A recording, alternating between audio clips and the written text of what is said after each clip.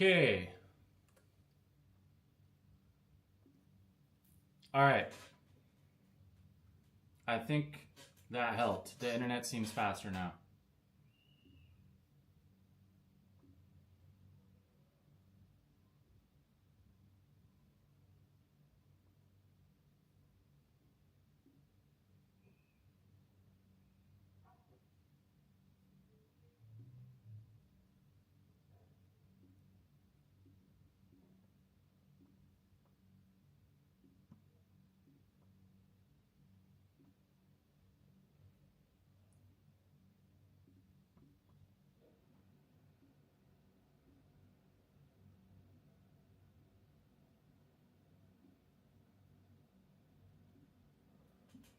Okay, sorry, my bad. Yeah, restarted the router, restarted the computer, and I changed the latency to be a little bit slower. So I've done all the things that the IT guy would tell me to do. It does seem faster now, though.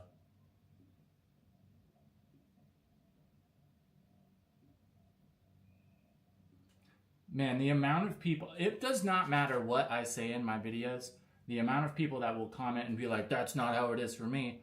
My last video talking about if it's still worth visiting, I mentioned multiple times that, of course, these are just my experiences and everybody's experience is different. And I still have so many people commenting like, oh, well, I've been here for fucking 65 years and it's still the same. I don't know what it is with some of like the older expats here. It's like, if you haven't been here the same amount or less time, the same amount or more time than them, then everything you say is irrelevant and you have no idea what you're talking about.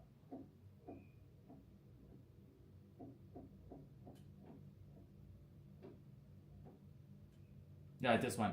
You did make a video talking about how much Thailand has changed, but you've only been here 3 years. So let's be honest, you don't exactly have much experience living here. Compared to somebody who's lived here for 20 years, maybe. But I feel like living somewhere for 3 years gives you a pretty good gauge on what it was like before when you got there and what it's like now.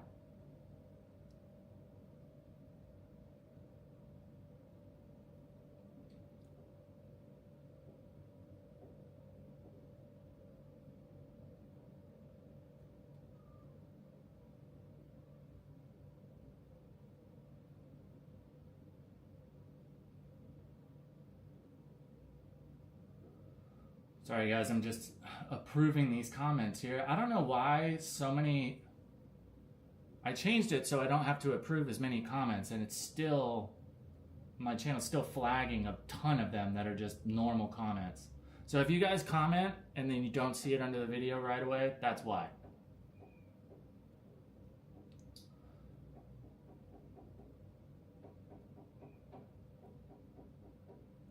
Jesus Christ. I love that it's gotten to the point now, though, where there's a bunch of you guys that are in the comments and I don't really have to say shit. Jason, what's up, bro? Lewis, Vinny, Nick, I don't know why your message got retracted. What's up, guys? Okay, I'm glad it seems like everybody was able to make it back in. Johnny Blaze, what's up, bro? Some older expats in some of the Facebook groups are real assholes. Yeah, that's a fact. If you want to get yelled at and called a retard for asking a simple question, go to like a Thailand Facebook group and ask for a restaurant recommendation or something.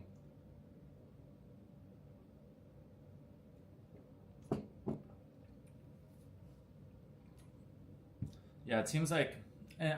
I've got it with some younger people that live here too, but it seems like some people are just fucking jaded. I always say though, like, nobody wakes up in the morning next to their beautiful wife in their beautiful house and goes makes breakfast for their beautiful kids. They get in their car that they love. They drive to their job that they enjoy. Nobody does all that and then hops on the internet and starts talking shit to random people. I think it's just people that are discontent for whatever reason. So they lash out at people. And the internet has given all these people a voice that in all reality should not have one. It used to be if you wanted to talk shit to somebody, you had to walk up to them and say it to their face. And it was very likely you were going to get punched in the face if you said some crazy shit. But now you can say whatever you want with no repercussions, really.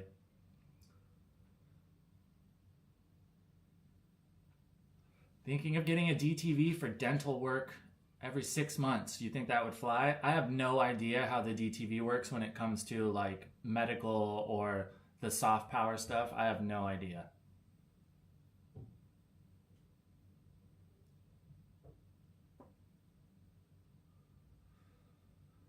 Be back in a few weeks if you're still around, my man.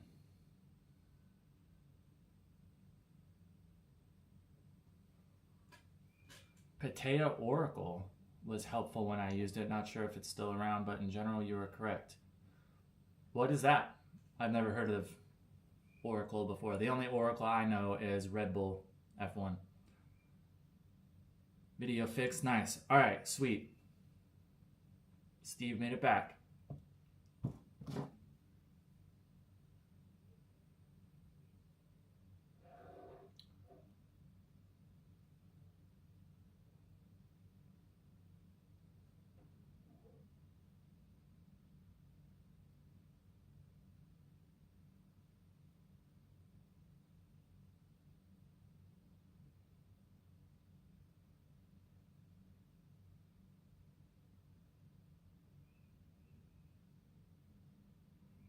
Man, it's gotten real hard to open a bank account here, I guess. I'm glad I did it when I did. I think I had my Visa agent help me with it. I think they charged 4,000 baht. Now they're trying to charge 15,000 to open a bank account.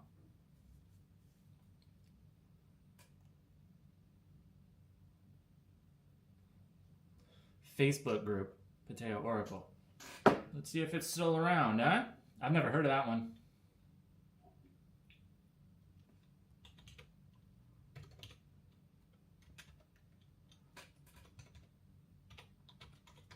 Okay, let's not use this browser because I've looked up some questionable things on that browser and I don't want to accidentally put it on stream. Full disclosure.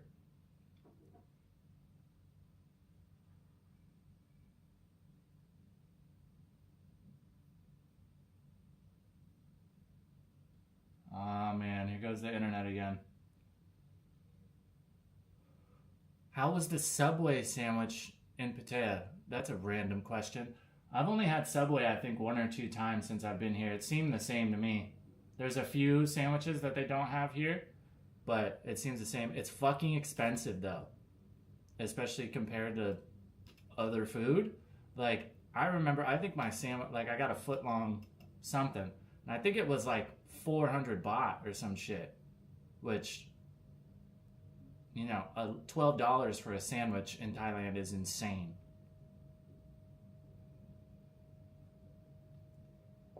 If you're eating Subway and Pats, you're doing it wrong. I mean, if that's all you're eating, I would say, yeah, live a little. But I totally understand wanting something from home that's familiar. And I used to eat Subway pretty consistently in the States. If it wasn't so expensive here, I would eat it more often for sure.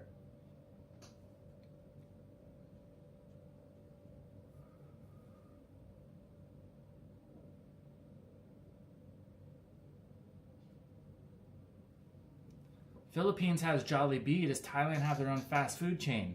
I think Pizza Company, even though that's, I guess, not fast food technically. I'm pretty sure that's Thai. I don't really think there is much. There's some like small ones. There's like some chicken places I think might be Thai. Or like Texas Chicken. Is that Thai? I'm not sure. I don't really think they have anything like Jollibee, though. They actually, in Phoenix, in Arizona, where I'm from, there's a Jollibee there now. Me and my old roommate used to tear that bitch up. Spaghetti from a fast food place is still so strange to me, but their fried chicken is actually really good. I love Thai food, but I need to mix it up sometimes. Plenty of options. Yeah, I like Thai food as well, but I can't eat it every day. It's just not... The only thing that I am not crazy about with Thai food, like the way that Americans eat, like we eat less but bigger meals. And most Thai food is like, it's good, but then I'm hungry again in an hour. You know what I mean? In Thais, that's just how they eat. They just eat all day. Me, I don't particularly like the process of eating. I enjoy food, but when I'm hungry, like I want to eat and then not be hungry again for a while. So yeah, Thai food, it's hard with that. I do fuck with green curry heavy. I like lamu. It's like the Isan stir-fried pork with onions and all that. That's good too. What else do I like? Tom yum. I don't really like the papaya salad.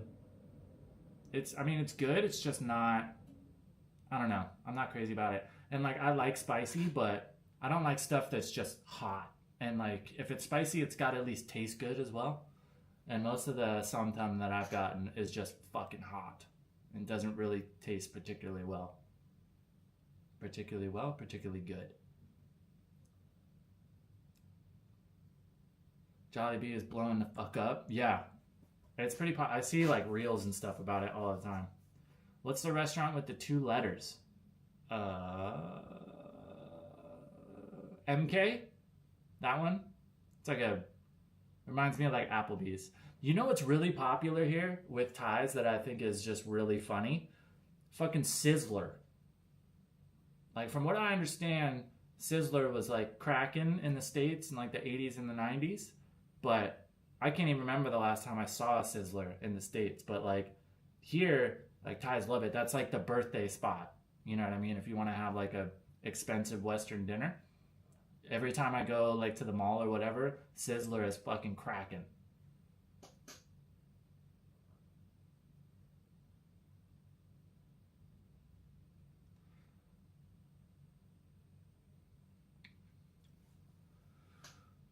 What's your least favorite part about living there? Do you mean in Thailand or Thailand as a whole or Pattaya? My Thai girl's 95 pounds. She eats all, never puts on weight. Yeah, it's wild, dude. Like, the guys and the girls, the amount of food they can eat and not gain any weight is crazy. Try the best Mexican food in Pattaya. Taco, says Louis Cabo with the $20 super chat. Thanks for that, Louis. I appreciate it. So, story time. I have actually been to Taco, and I will agree that it is the best Mexican food I've had in Pattaya. Is it particularly good by my standards? Debatable. But, so I went there with another one of my American buddies. And we sat at the bar. And the girl working behind the bar, she told us she was the owner. I don't know if that's true or not. From what I heard in some comments and stuff, she might be the owner's daughter. We walk in at like 7 or 8 p.m. She's behind the bar and she's fucking blasted. Hammered. And we get our food, whatever we're eating. It's all fine. Not too big a deal. By the end of the meal, me and my buddy have mentioned that we're American. She starts going the fuck off, saying how shitty Americans are. All Americans are broke. They don't want to spend much. Went on like a fucking 15-minute tangent talking about how much she hates Americans and how shitty you are. Mind you, this is after we've talked about how good the food is. And I was stoked. It was like, finally, some good Mexican food. That's my favorite type of food by far. And she just laid into us for like fucking 20 minutes. And we ended up not tipping because she was a bitch. And so she went off about that. See, I told you, you guys are broke. You don't want to tip. It's like, no, you manifested it by being an asshole. So I haven't been back since that. That really rubbed me the wrong way. I don't know if she's actually affiliated with the owners or not. But yeah, that was my situation there, which is a bummer because the food was good. I tried another place here not too long ago. I got like a chicken burrito. It was so ass, dude. So ass. It was like 80% rice and beans. Mind you, white rice and black beans. Not even refried beans or like Spanish rice. I was so fucking mad, dude. It's like that. You can't. It's an insult to call this Mexican food.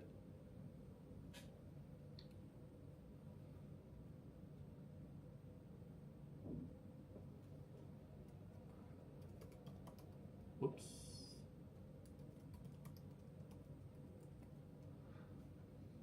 Sizzler's good sometimes, the salad bar. I don't think I've ever been in there. So I guess I'll have to give it a try. I do love a salad bar. That's for sure.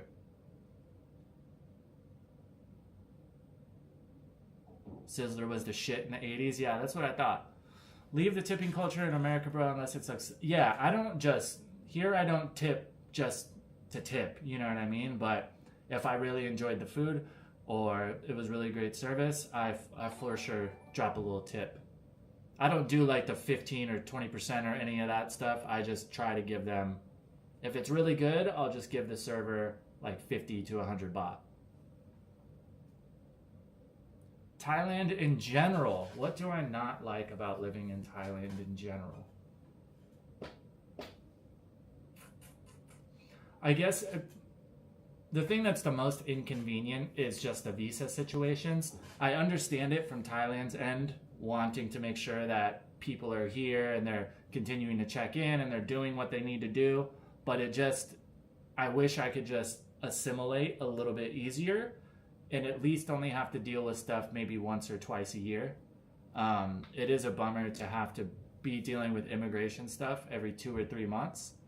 Not that I don't understand why they do it, but that'd probably be. I find myself when I think about moving to other places, that's what I'm looking for. I'm looking for a place where it's easier to integrate and just be able to be there and chill without having to do all that. Do you think the Trump stuff with tariffs is making Thais get aggro about Americans? I don't think so. I think Thai people are already so aggro with a few other demographics of people here. I don't think a lot of Thais are looking at those type of things. I think with most Thais, they base all of that more on their personal interactions. And luckily, there's not a ton of Americans here compared to a few other demographics because, of course, we have plenty of dickheads back home too. So I don't think they're coming here. The shitty part, but at the same time, the nice part about it is Thais just kind of generalize. There's white foreigners, there's Indian foreigners, and then they're kind of all thrown in together, I feel like. I haven't really noticed anything personally. I have felt like at some of the markets and stuff, Thais might be a little less patient, but I understand completely.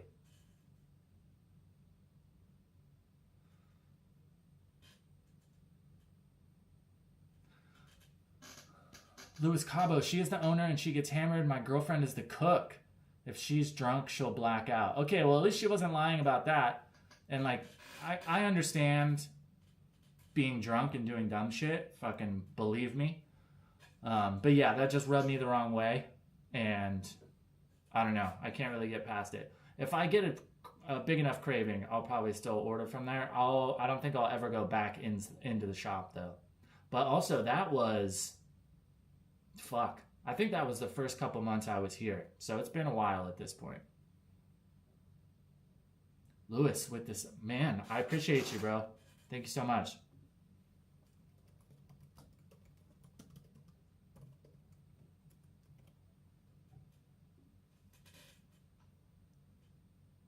We're going to have to throw Lewis a t-shirt or something, huh? Philippines visa situation is better. You can stay 3 years on a tourist without needing to do a border run. That's what I've read. You just have to go extend it a few times. From what I understand, you get 30 days initially. You do one extension, and that's for 30 days. Do another extension, and then that one's for 60 days, I think. And then after that, you can do extensions for 6 months at a time. Is that correct?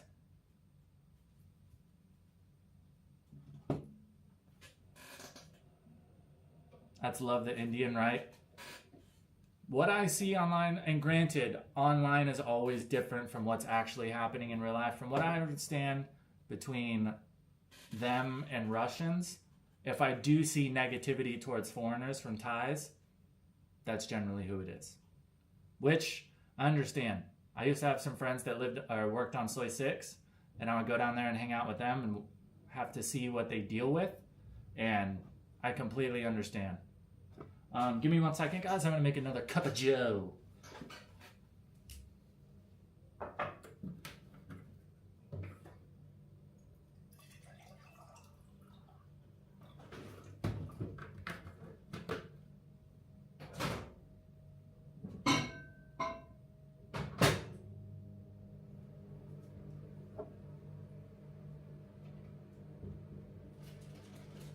I guess actually more than 1 second, like 60 or so.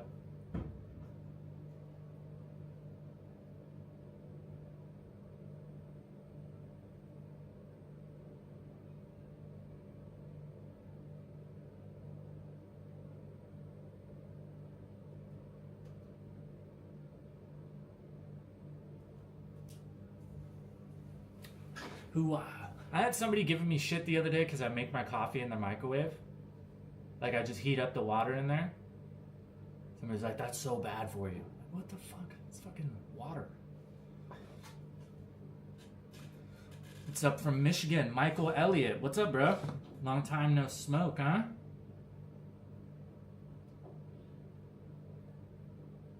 What the hell? Yeah, it's actually so annoying. Like, I understand that people are increasing prices and shit here and there, like, in the Western world, but, like, bro, even in Thailand, like, I think it cost me, what, 3,000 baht or 4,000 baht before, and they just 3x the price. Why? Because they fucking can. And, like, I don't know, it's just crazy to see this, like, blatant, just ripping people off, and, like, I don't understand, like, what about market dynamics? What about supply and demand? Like, why the fuck is shit just, like, 3xing, 5xing in price? It's just, like, it's really frustrating. Like, I understand prices are going up in the West, and that's why we're in Thailand, Vietnam, these other places, but, like, bro, I'm just tired of shit doubling and tripling, like, seemingly overnight for no reason. I don't know, it's just, like, it really pisses me off, bro. I get it. That's my buddy. He's upset because visa agents here are charging almost quadruple what it used to be to open a bank account. It seems like the government is really trying to, like, crack down on, like, illicit banking here, which I can understand. There's a lot of issues with illegal money, but it does suck for, like, the normal Joe. Oh fuck.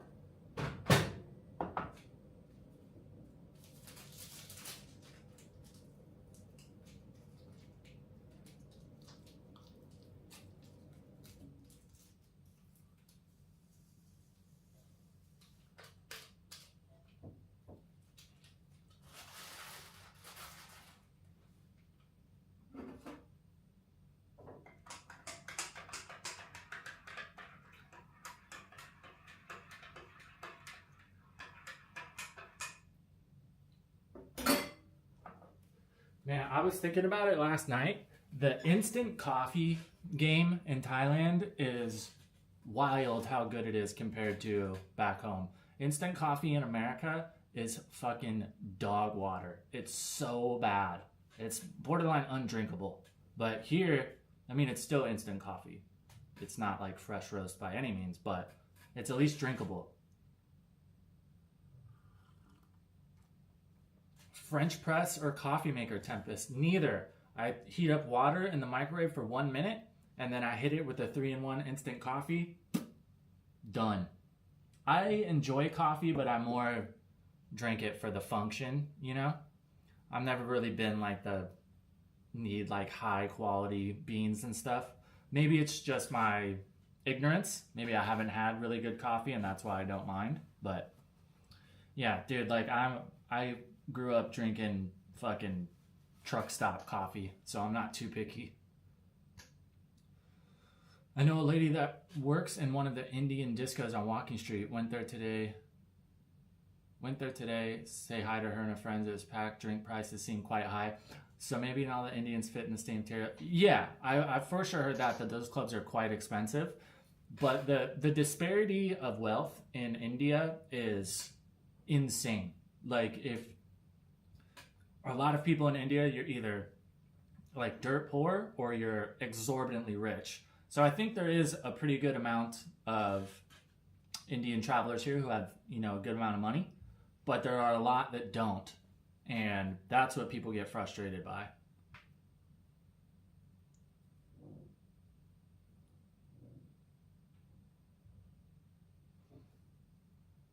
Heard Thailand has good coffee. Yeah.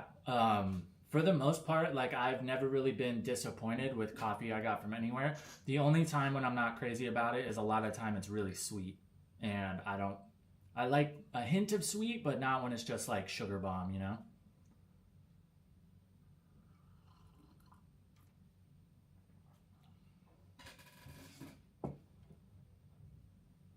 Medicinal coffee, exactly. Yeah, drinking for the function, not the enjoyment. Really, I do like it, but I think maybe it's just because in America, like good coffee is so fucking expensive. Like I can't justify like spending $8 or $9 on a coffee. You know what I mean? Granted, it's much cheaper here, but I think that's why I just never really got into it.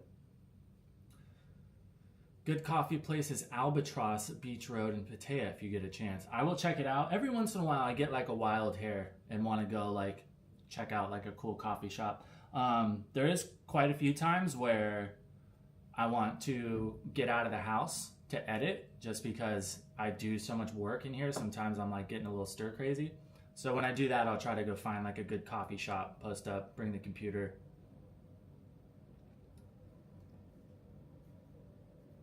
New word unlocked. Exuberantly. That's a good one.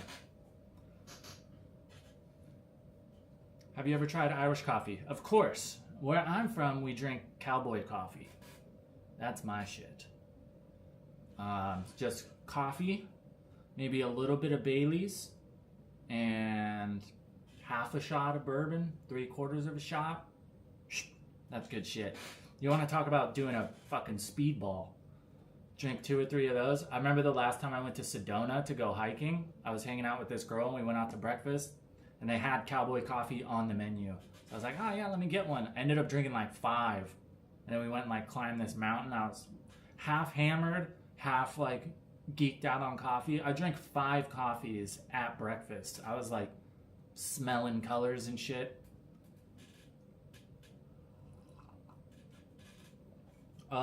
Sorry guys, I've been on top chat this whole time, so sorry if I missed your message. Switch it real quick. Boom.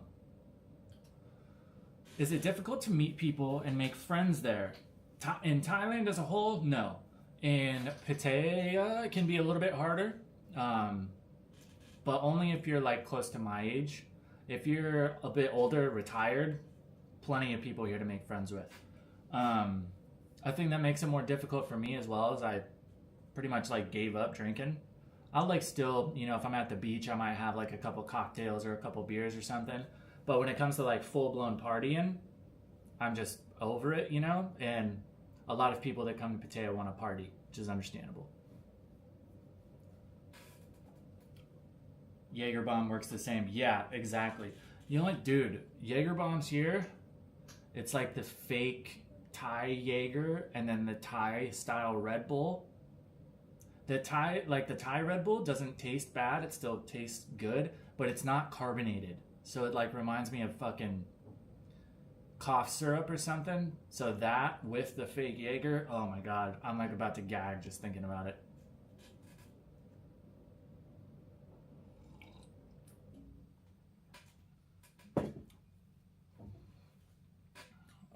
Yeah, 53, rarely drink, get the hangover before the buzz. Yeah, that's another reason that I kind of let it go. It's to the point now where my hangover lasts for 2 days. And with me, if it was like a hangover was like just getting like not feeling good, like physically, I could deal with that. But dude, me, if I get like a real hangover, I am just mentally like expended. And I'm just like doom thinking, and like I'll get like anxiety and shit. Like I just feel really bad for like 2 days. So it's just not worth it for me. But if you're 53, plenty of people here your age, and there is a lot more stuff to do if you're not a drinker. Golf is a really big thing here. Apparently the courses here are like world class. So I know there's a restaurant on the Jomtien Beach called Wombat and Kiwi Bar, and they have like their own golf club. They all go out and play together. There's quite a few things to do that are more aligned towards the older crowd.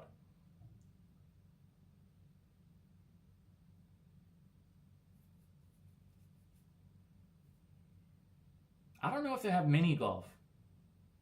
If there was mini golf here, I'd be there. I don't know. I know there's real courses though. My body processes everything super fast, so it takes a ton of anything to do anything. That's another reason why I kind of stopped. I had already like not drank for 6 months, and then the last time I went out with some friends, I drank like 6 or 7 drinks in like an hour and a half, and like didn't feel shit. So I was like, I'm over it. I'm going home.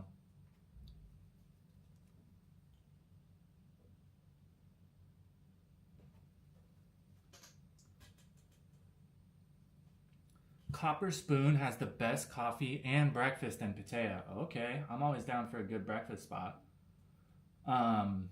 Is it like American style breakfast? I like the like British breakfast with like the beans and stuff, but I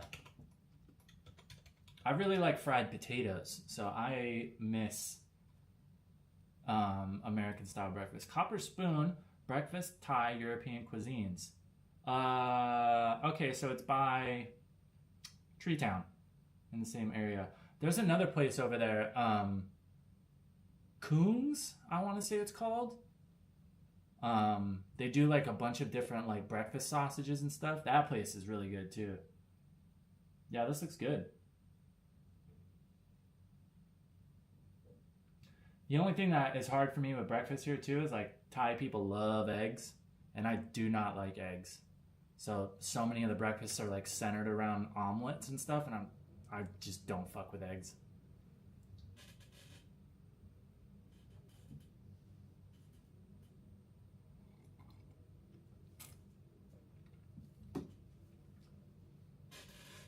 Kroon's, yeah. That place is good. You find the Thai police are drawn to your white skin when you're on your moped, got pulled over 3 times on the road in one journey. Didn't get fined, had an international license, but damn. Yeah, I mean, you're going to get stopped for sure. But I also understand it because there's so many people who drive without a license here. And if you've ridden bikes, like, you understand, there's so many people I feel like come to Thailand have never fucking ridden bikes in their life. And they're like, yeah, I'm just going to go rent a CBR 600 and go rip around the city and, you know, fucking kill someone. So I get it. Drinking and driving is a serious problem. So it's just one of those things you're going to have to deal with. So do everything you can to not get in trouble. I got stopped 3 or 4 different times before I got my license, got fined every time. And now I've had my license for, probably 6 months at this point. I drive everywhere, down Beach Road, while driving right next to the police, have not gotten stopped now that I've got my license. It's nicer to have it because I don't have to like be on a swivel and like bust a turn if I see a checkpoint or something. But yeah, it's like I've driven in places where I'm almost like trying to get pulled over just so I can be like, but has not happened yet.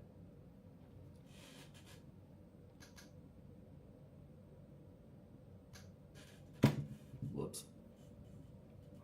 Do you like Witherspoon's breakfast? I have yet to go there. There's a few places that, a few restaurants that like everybody recommends, everybody goes there that I still haven't been to. I haven't been to Witherspoon's. I haven't been to Cheap Charlie's. There's a few of them that I still haven't made it to. Yeah, Witherspoon's is like the same area, right? Yeah, that's on Soy Bacau. I know where that's at, on the corner right there. Yeah, I still haven't been there. I've thought about stopping a few times, but every time I've driven by, it's just fucking packed. I was like, Do you wear a helmet? Yeah, for sure. I think too, what has changed is a lot. Like when I was first riding, I was just like t-shirt and shorts because I had a little tiny bike and wasn't driving very far. But now too, is like every time I'm on the bike, I've got a full face helmet. I'm almost always wearing long sleeves and pants. So maybe it's a bit harder to tell that I'm a foreigner. And my bike is very like Thai. There's not a lot of foreigners riding MSX around here. 95% of the people I see are all Thai riding them. So that might have something to do with it.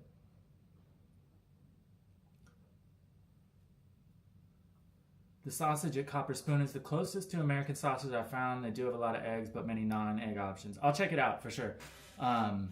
Yeah, it's hard to find like American style sausage. Not that I don't like, I like a lot of like the UK sausage too. Queen Victoria pub, don't think I've been there either. Witherspoon's is overrated. I see, and that's what the thing with a bunch of these places. It's like tons of people say they're really good, and then other people do not like them. So I'm not really like inclined to be like, oh, I gotta go check it out. It's bad when you get pulled over and the ties are zooming past, riding 5 up without helmets, 2 dogs and a chicken. Yeah, there's been a couple times when I got stopped that were pretty frustrating because it's like, guys, what's more dangerous? Me on my little 125 or like, I've been standing there and like a squad of like 10 teenagers will fucking blow by on wave 125s with exhausts and the cops are like, where's your helmet?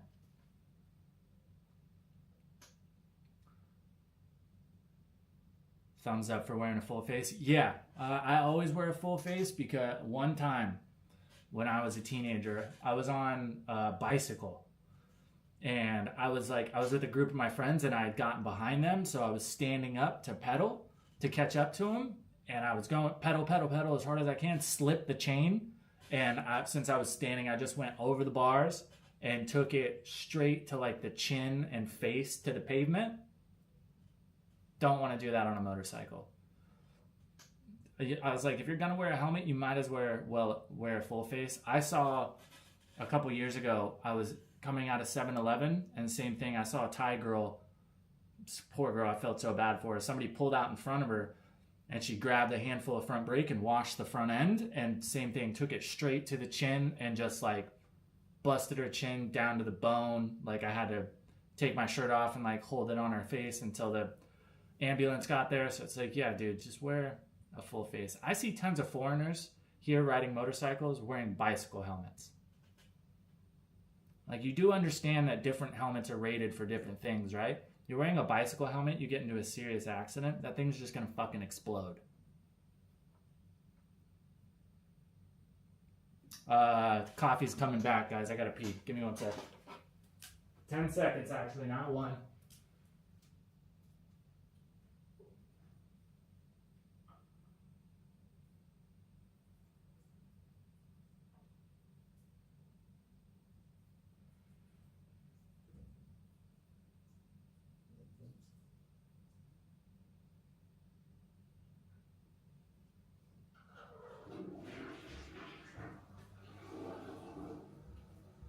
Got it. Does anybody else do the I only wore this shirt once and you just like put it on the back of the couch or something and before you know it you've got half your fucking clothes sitting right there? I fucking hate doing laundry, man. I don't know what it is. Any other chores don't really bother me. Even like cleaning the toilet doesn't really bother me, but I will procrastinate fucking doing laundry until the cows come home.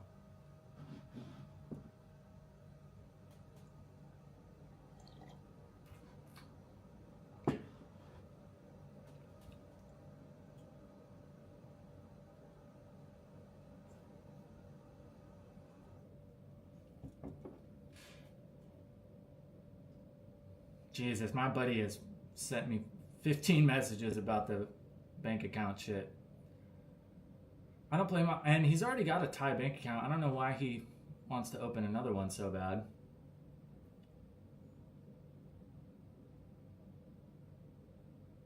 Instagram is doing well, man. These reels I've been making. If you guys don't, make sure you follow me on Instagram. There's some funny shit on there. Also, like, that's my best point of contact, too. I do my best to keep up with all the Facebook comments, but if there's something you really want to talk about, shoot me an Instagram DM. Chayapruik? I should know where that is, but I don't. Chayapruik's a road, right? Chayapruik. Yeah, it's a road. Isn't that... Oh, that's Jomtien, right? Chayapruik is down there by the fishing market.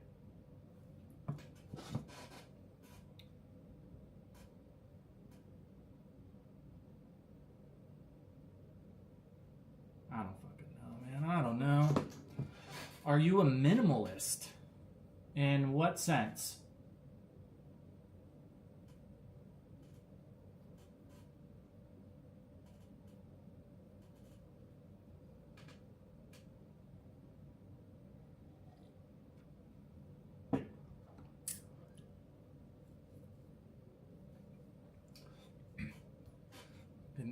I was reading something the other day that says people are more inclined to not trust you if they can't see your forehead. Something about like reading facial expressions or some shit. Do I look not trustable right now because you can't see my forehead? I want my Thai girl to open me a bank account. I know that's definitely an option, but I would assume that bank account's in her name, right? That just seems sketchy to me. I have a buddy who just did the same thing with a motorcycle. I don't know why, because he paid cash for it. If you're trying to finance it, okay. But he paid cash for the bike, but it's in her name? I don't know, that just seems suspect to me.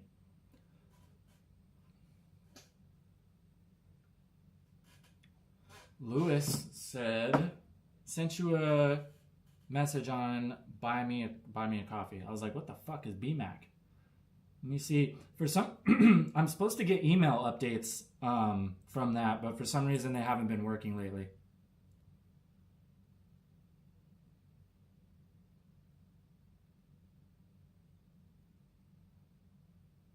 Okay. Jesus. The owner of Taka Taka can be a train wreck if she's drunk. I live 100 yards from there at LK Royal Wing. If you're still in Pattaya in early May, let's meet up. Thanks, dude. Timothy with the 5 beers on Buy Me a Coffee. I appreciate it. Yeah, dude. Hit me up when you're here. Like I said, the best way to contact me is either Instagram DMs or you can shoot me an email at the email that's in the description. Tempus.tvcontact@gmail.com. That's I keep up with that one well. So if you shoot me an email, I'll see it. Just remind me who it is when you send it. You feel me? Making some money off Instagram? No, I haven't made. I think I got a payout last month. I think it was like 5 cents. From what I understand, it's pretty hard to get paid on Instagram unless it's through donations or brand deals. Because I don't think there's any like pay by views structure.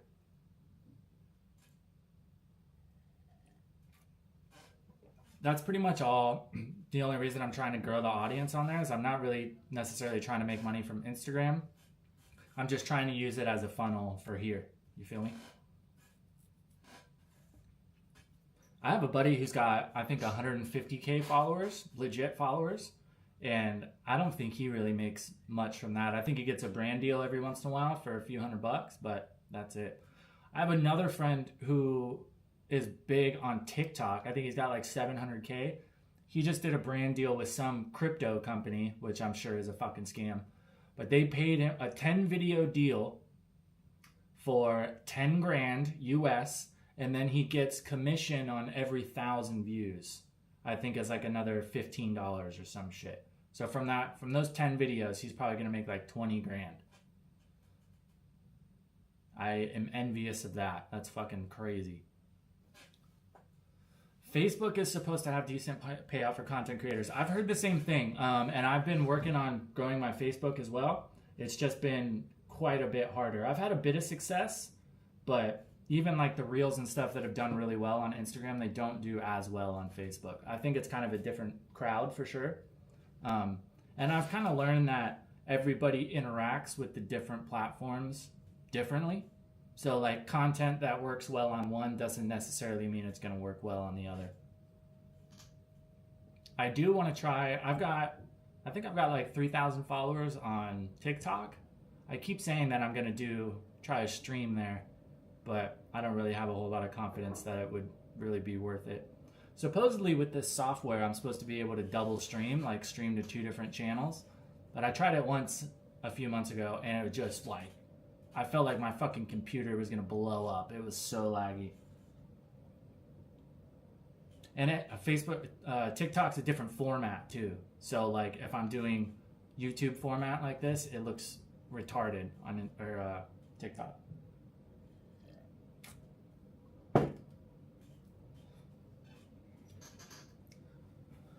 Do you plan on traveling, says Michael Elliott. Yeah, here in the next month or so, I'm going to take a trip either to Vietnam, which is why we're working on that, or Cambodia. I really want to go to like Siem Reap. I want to do a trip on my motorbike.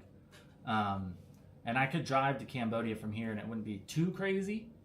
But I'm definitely gonna start doing some more trips on the bike. I got to do a couple more things for me to have holy confidence in it and to make it be a little more comfortable if I'm going to be riding for 6 hours a day.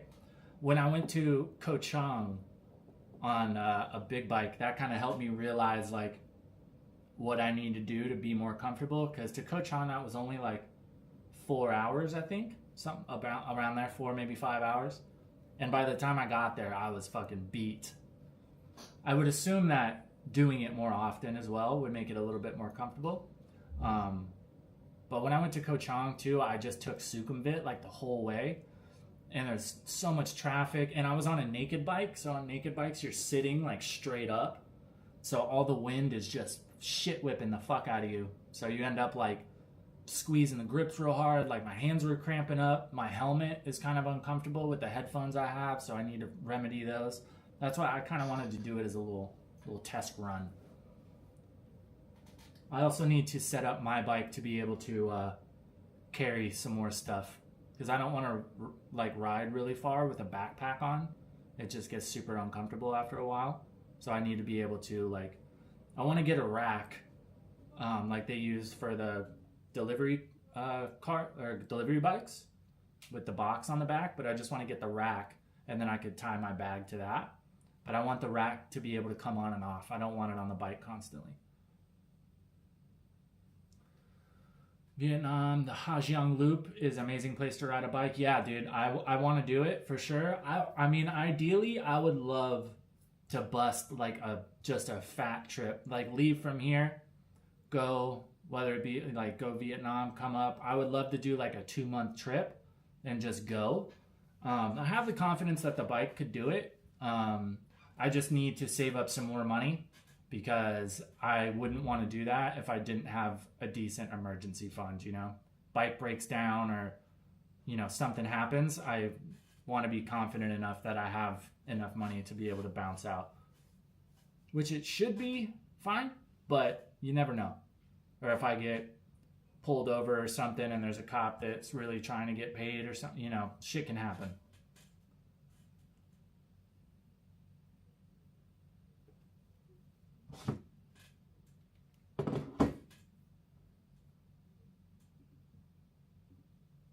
Fucking dropping frames again, of course.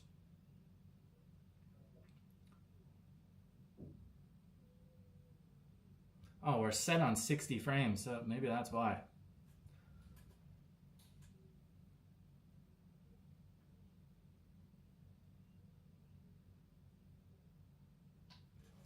Best ROI to make reviews on YouTube, not live streams. Streamers get hooked on the instant gratification of super chats, but income from videos is more lucrative. Although, yeah, my main focus is still 100% actual videos. It's like, and I make a lot of evergreen content, or at least try to, content that will continue to be relevant into the future. So yeah, even if a video doesn't perform particularly well when I first upload it, over time, yeah, it'll start to even out compared to a live stream. Like when I end these live streams, even if I keep them up on the channel for other people to watch, they don't really make any more money after that. I like to do the live streams because it feels a lot more personal. I feel like I get to know you guys better. It's easier to like answer some questions and stuff. I feel like I can be a little more open about the shit that I say in the live streams, because I'm not really interested in monetizing them from ad revenue. My videos, I got to make sure I'm not cussing a lot. There's certain subjects and certain words you can't say. With the live stream, I can pretty much do whatever the fuck I want, as long as I'm not like, you know, shooting guns or beating people up.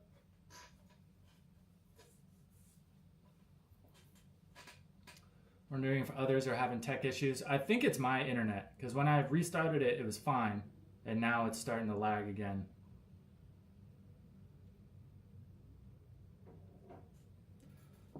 I think Billy Blue solely does live streams. I don't know a lot of content creators in Thailand that strictly like live stream or live stream a lot. There's a few that I know do them every once in a while. Chocolate Man in Thailand, I know, is doing them quite a bit. But honestly, I don't watch a whole lot of Thailand content when I'm here, like in my free time. There's a few people that I watch. Like I keep up with Keys' videos for the most part. Patty Doyle.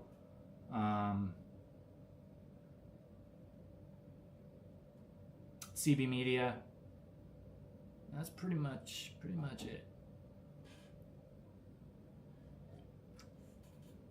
Usually they stream on Kick. Yeah, I know there's a few Kick streamers here that like go and hang out at the bars and stuff. I'd assume they make pretty good money. I don't know for sure, but yeah, if I was gonna do that, I'd be like at the bar and give options for like people to buy drinks and stuff. That'd probably be pretty lucrative if you did it the right way. The only thing with that is like, that's the only reason I haven't done like videos featuring exactly that either, is if you build a whole audience around that, then that's pretty much all you can do, which is, if you want to, by all means. But I want to try to build an audience that'll be continued to be interested even if I do different shit. That's why I do like the motorsports videos and stuff. Those videos are really fun for me to make. They don't perform well compared to my other stuff, but it's fun for me to make, and I would like to have an audience that's into that as well, because that's what I like.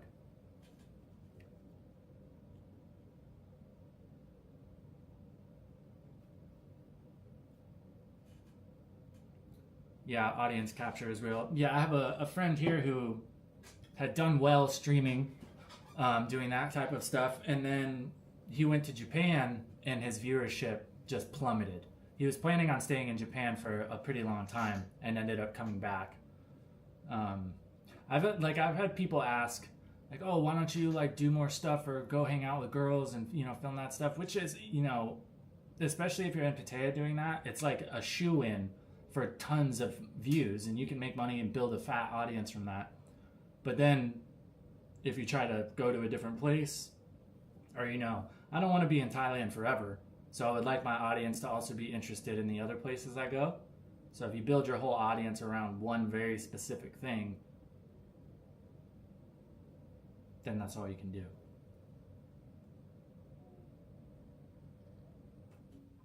Granted, you might have a little bit of carryover, but for the most part, you're kind of stuck doing that. Evergreen content is better. That's what I try to do, because I try not to put all my focus in like, okay, I uploaded this video, I want the ad revenue to make this much in the first 2 weeks. Like, of course, it's nice if you can do that as well, but I have tons of videos now that when I first uploaded them didn't do particularly well, but now they're up, you know, 20, 30,000 views over the past like year, 2 years. So spread that out. It's consistent. Like right now, probably 60% of my ad revenue comes from my back catalog.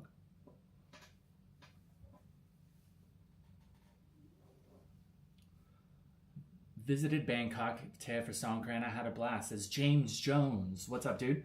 Yeah, Songkran's always a good time. In Pattaya, after like a week of it, I can be pretty done with it. The only thing that I particularly don't like is I think there should kind of be a focus on having it in specific areas. Like if you go to Soy 6 on Songkran and you don't want to get wet, you're an idiot. You know what the deal is. You know that's what's going on down there. The only thing that kind of gets under my skin is like if I'm over here by my condo and like I'm trying to go grocery shopping or something, and then there's just some random people on the side of Sukhumvit, and I come by at 60 kilometers an hour and get hit in the face with a bucket of water. 1, it hurts. 2, I feel like it's going to make me crash. And 3, it's like people still have stuff to do. For the most part, Thais are really respectful about it. If you're walking by, they'll like kind of, especially if you're dry, they'll kind of look at you, and if you're like, no, most of them won't splash you.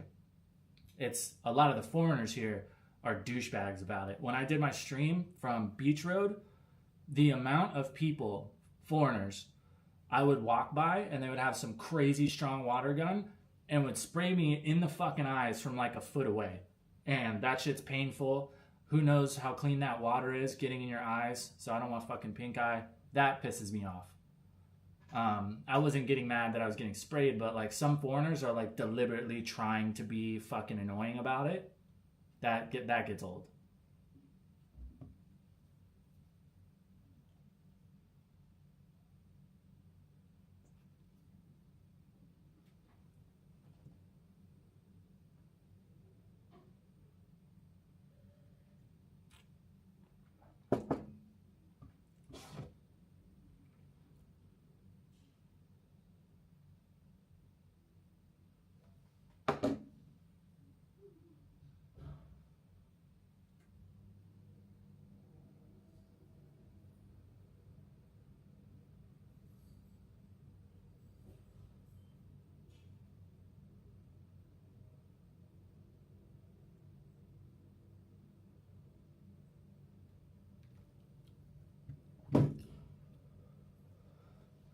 Central Pattaya Mall is beautiful. Yeah, it's nice, right? You should, if you haven't had a chance, you should go check out some of the malls in Bangkok. Like Icon Siam is wild. It's so fucking bougie. It's crazy. Yeah, Central's nice. I mean, Terminal 21 is too. Especially, like, I really enjoy it because it reminds me of what malls were like when I was a kid in the States. Like, malls in the States have really fucking died out, at least where I'm from. Like, there used to be, in Phoenix, there was like 6 or 7 different malls. And they all used to be busy, and now there's only like one that is actually still full of stores and still busy. So yeah, the ones here are like super nostalgic. Ever do any collabs? I love it when people spell it like that. Yeah, I've done a few. I have people ask all the time, like, oh, why don't you collab with this person and this person? And if it was just up to me, I absolutely would. But I'm not going to approach another creator, especially if they've got a bigger platform than I do, and ask for a collab because I really don't have anything to offer them. You know what I mean? If I do it, I usually try to be like, hey, I set this up, come down, film with me, I'll buy your ticket, you know what I mean? So I have to try to at least give them some incentive, because if there's none of that, I feel like you're just asking for a handout. You know, hey, film with me so I can maybe get some followers. And a lot of the times too, unless you're doing consistent collaborations, I don't feel like they gain you a lot. Like I've done I did a video with CB Media, and like he shouted me out, put all my info in the link, put my channel and stuff on screen. I think I only got like 50 or 60 subs from that, and CB Media has like 800,000 subscribers. Visited Siam Mall in Bangkok. Yeah, it's crazy. It's really nice. Malls in the States have been taken over by ghetto trash. Yeah, especially in certain parts. It definitely seems like it. And it's like you can't go in there without watching somebody like just peel a store. And like, don't get me wrong, I don't like corporate America as much as the next guy, but it's like, I feel bad for the people that are working there, because you know they're going to get shit for these people coming in and stealing stuff. I wouldn't fucking do anything either. It's not like if I stop them, I'm going to get a bonus. And if I chase them down and I get fucking stabbed, it's not like the company is going to take care of me. So no, I wouldn't try to stop them either.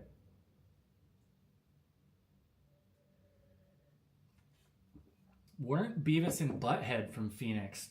That's a good question. I don't know. Let's see if we can look it up. Were Beavis and Butthead from Phoenix? That would be awesome if that's true. I think the fucking internet's lagging again.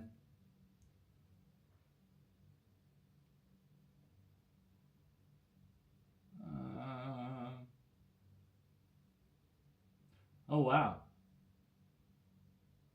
They just came out with 2 new seasons on Paramount Plus.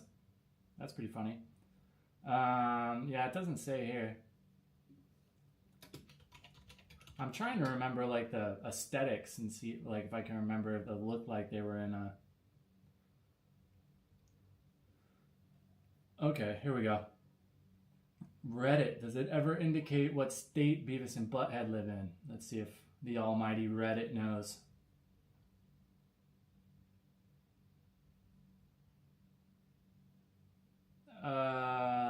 Reddit says Texas.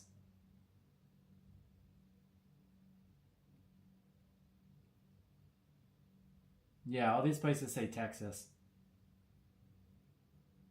El Paso or Houston. So yeah, I guess they were from Texas, which for the most part isn't a whole lot different from Arizona. Thought you were from the posh part of Arizona, Scottsdale. Scottsdale is a suburb of Phoenix.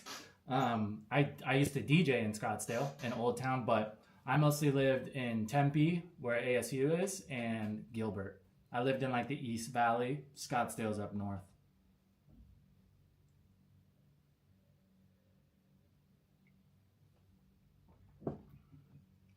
It's funny because there's only like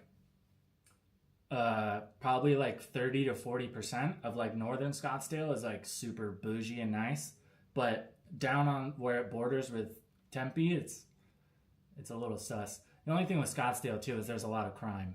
because there's some really shitty parts of town that are only like a 20-minute drive away. So people come from those areas to Scottsdale to commit crimes. Like on my friend's car he was a DJ too, it got broken into like 4 or 5 times. Another one of my photographer friends, he lost like $12,000 worth of camera equipment because somebody broke into his car.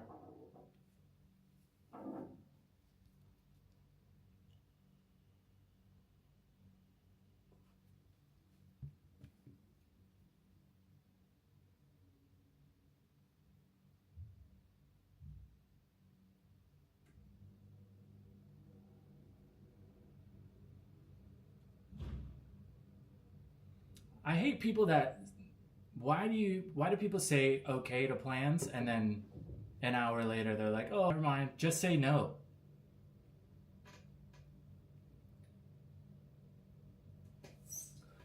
As a DJ, what do you think of DJs in Thailand? There's a wide range. There's only a couple places that I've been where I actually like really enjoyed the music, but I don't know how much of that actually has to do with the DJ compared to what the club wants. A lot of it is just like top 40 remixes and stuff, which makes sense. That's what a lot of clubs are in Scottsdale as well. But I've seen a few that were actually like pretty legit. I haven't really been to a place where there was a lot of Thai DJs. Most of the places where I've been, it's foreigners. One thing I've noticed is that a lot of them are older guys. Like, seems like they probably DJed in the States for a while, got bored, and then came over here. I haven't seen a lot of young guys DJing.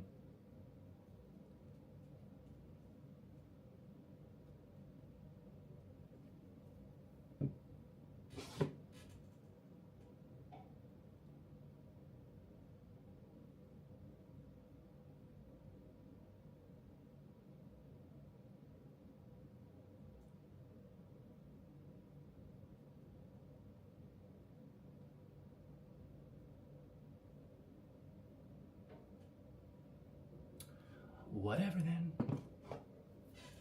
At least I don't have to go do shit now. That means I can play video games later. I gotta pee, right back.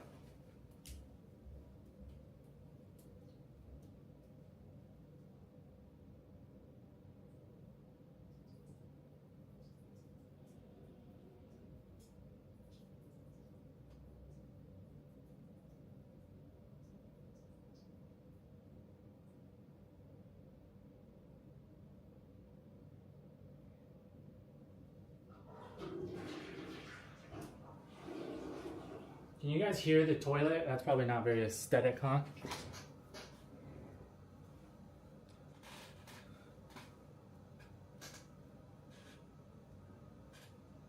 Feed is lagging again? God damn it. Yeah, I don't... Dude, it's... For some reason, my Wi-Fi has been shit for like the past week. Super annoying. Especially because for Thailand, I pay a premium for the Wi-Fi I have.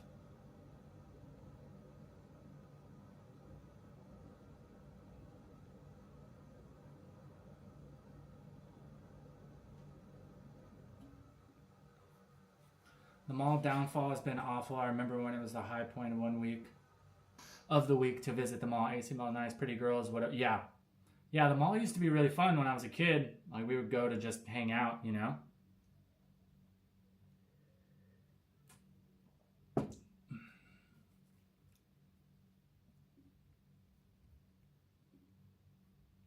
Are you downloading torrents? No. Honestly, I don't really... Minus some stock footage, I don't download anything on this computer. And especially right now, there's nothing I have the streaming software running on the computer and that's it. I've checked, there's nothing running in the background, nada. So I think it's actually the Wi-Fi, not my computer. The Xbox might be updating or something. So sometimes it's nice when it does it, but sometimes it can slow down your internet. Even when the Xbox is off, it'll still be downloading updates. Just gonna unplug it.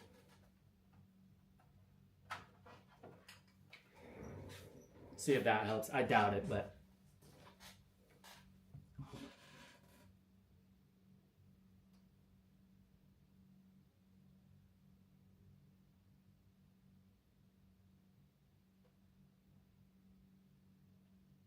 Yeah, that's not gonna happen. Let's make plans for next month. Okay, I don't know what I'm doing tomorrow.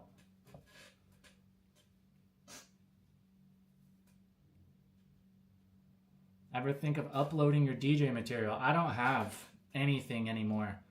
Like I sold, actually I do still have my old laptop. I wonder if there is still music on there. But I don't have any, like, I haven't recorded a DJ mix in probably, 10 years, maybe. Once, because I started out DJing at like desert parties and raves and stuff. And then eventually I made it to like the nightclubs, and I just pretty much stuck with the nightclubs because I used to DJ in the desert for like 3 or 4 hours and get paid $50. And that was like sick. Like a lot of people went out there and didn't even get paid to DJ. And then I started playing at clubs, and you can charge $100 to $150 an hour in the club. So you DJ for 4 hours, you can do that math. So I pretty much just stayed in the clubs, and I never like recorded those mixes because it wasn't I wasn't playing a bunch of music that I was really psyched on. The raves were more fun to play because I like dance music more, and I like hip-hop and stuff too, but like party wise I like dance music.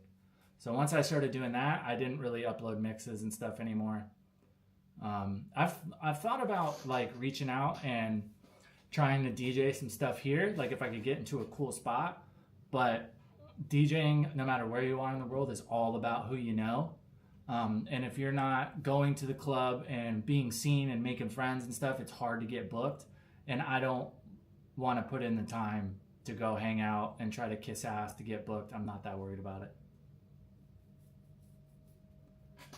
Trance, I like trance, but I always DJ'd more like house, techno, industrial, a little bit of everything, honestly. I like DJing psytrance a lot. Psytrance is fun. The kid who was teaching me how to DJ when I first started was a big trance guy. And out of all the dance music, I think trance is 100% the hardest to DJ well because there's like so much lyrics and stuff. So when I was learning, I was like, oh my God, I'm never going to be able to know how to DJ. And then I tried house music and I was like, yo, it's just, and it's always this. It's not hard to beat match that. But how much did you get paid in Poon? When I first started, when I was playing like desert raves and like actual raves and stuff, a lot more. At the nightclubs, and the only, like a lot of the time, dude, like the girls that are like coming up to the booth and are interested in that are a little too forward for my liking, or they're just fucking blasted, hammered. And a lot of the time, not even just girls, but most people, like when they're hammered like that and you're not, it's just fucking annoying. And a lot of them, they're not really interested in like hooking up with you. They just want to be in the DJ booth and fucking dance and do their thing.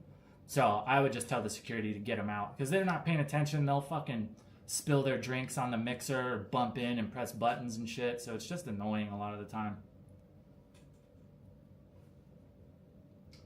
Drum and bass, yeah, I like drum and bass too. When I first started, I would play a lot of jungle, like any type of like jungle break beats. I listen to like if I'm just chilling, I don't really listen to a lot of dance music. But when I'm like riding the bike and stuff, I like listening to drum and bass, even though it can kind of get me being a little bit hectic sometimes. I'm like, gotta calm the fuck down.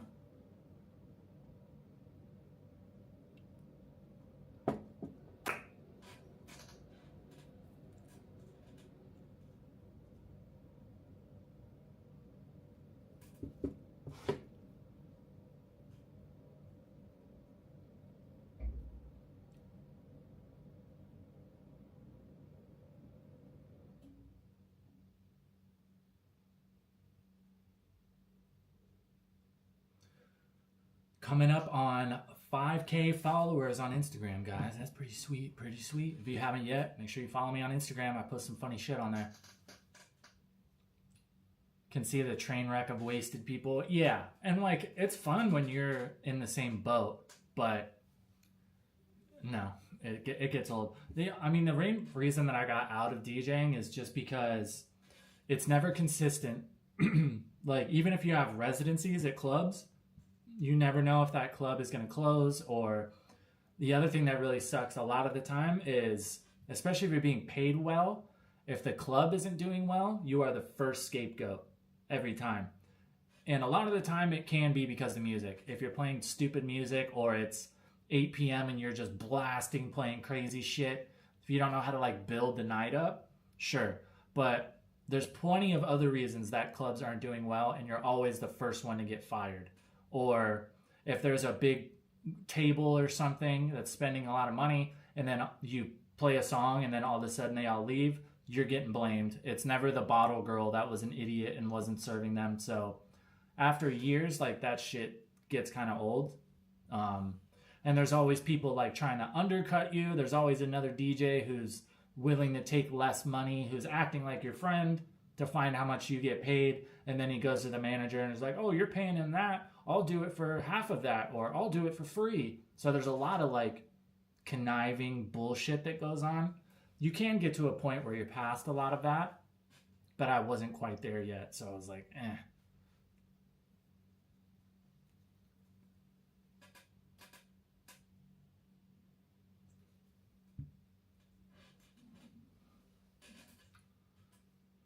I can love house, trance, EDM. Can't understand why people play hip hop and rap. The shitty thing about it is, if you don't like hip hop, in the world of music, like the general public right now, hip hop is 100% the most popular. Like, it used to be pop, and now it's just like most people at least listen to some type of hip hop. Most of the stuff on the radio is like hip hop remixes and shit.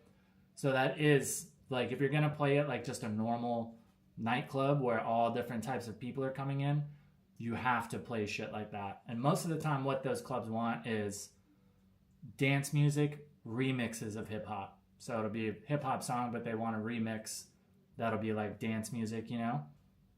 Granted, it's changed quite a bit more than when I was DJing full time. Now, at least in the States, you can get away with quite a bit more like house music and stuff because it's become a lot more popular. But you're still, like, at a nightclub like that, like, you're not going to be playing drum and bass. You're definitely not going to play any like bass music, like dubstep or anything like that. You might, if you're really good, you can pepper in one every once in a while and get away with it. But yeah, you can't play like a set that's exclusively that. It's a lot different too than playing a rave, because at a rave you're playing for an hour, so you can get away with a lot more. But at a nightclub, a lot of the time you're playing for at least 4 hours. You're playing usually from 10 p.m. to 2 a.m. So you gotta be able to play more shit. That's why a lot of club DJs don't get the credit they should deserve, because playing nothing but house music for an hour, DJ wise, is really fucking easy. Playing for 4 hours and playing every different type of music that there is and having it flow well and, you know, match with the crowd, that's really hard to do at like a really high level. Build the night. Yeah, you can't be playing crazy ass music at 8 p.m. That just doesn't work.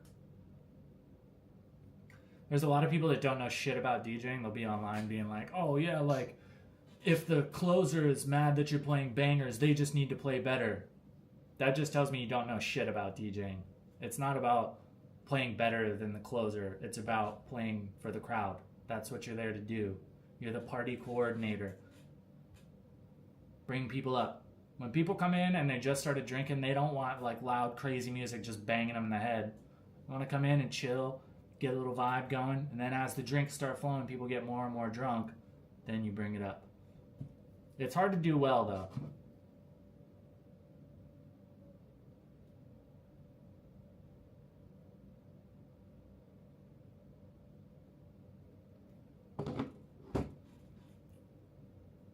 God damn it.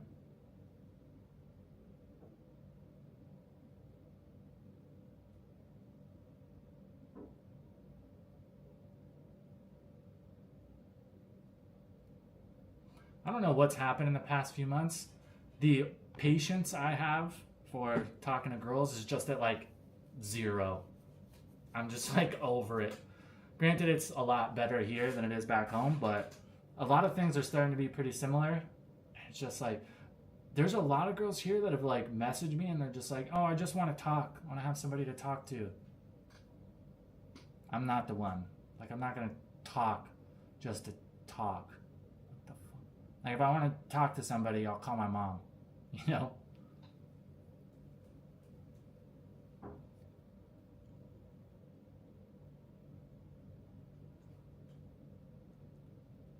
I think Mexico has the worst DJs on the planet. I wouldn't really know. I never really went to like clubs and stuff in Mexico. I would go to like beach clubs and stuff sometime. But a lot of the time when I went to Mexico, we'd go to Baja and we would just like camp on the beach somewhere and party there.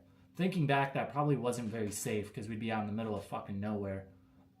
No cell phones or anything, but nothing ever happened.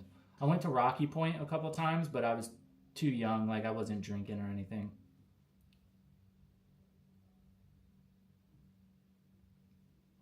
But there's 100% a lot more bad DJs than there are good ones.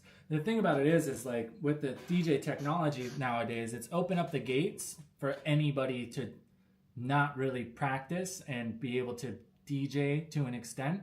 So then they get booked and they don't know shit about like building a crowd or, you know, reading the crowd. That's one thing like you only learn after doing it for like years, is looking around and being able to tell what vibe people are on, what music these type of people would like. I got to the point, dude, I was so sick. I was doing like community events for like small cities. I used to go to Sedona and play their 4th of July like community event, and I fucking loved it because it's majority like retirees in Sedona. So I got to play all this old like 70s and like disco remix and have all these like old people dancing, eating hot dogs again and shit. I love that booking. So many of my friends were like, doesn't that suck? I'm like, no, they pay me $800 to DJ for like 5 hours. And I love like funk and old like disco and all that shit. So that was my favorite booking by far. Ever been to Tijuana? Of course. Of course. The first strip club I ever went to was in Tijuana. I think I was like 19 or something like that. I went to a strip club in Tijuana and then ended up going to a strip club back home in Phoenix, and I was like, this place fucking sucks.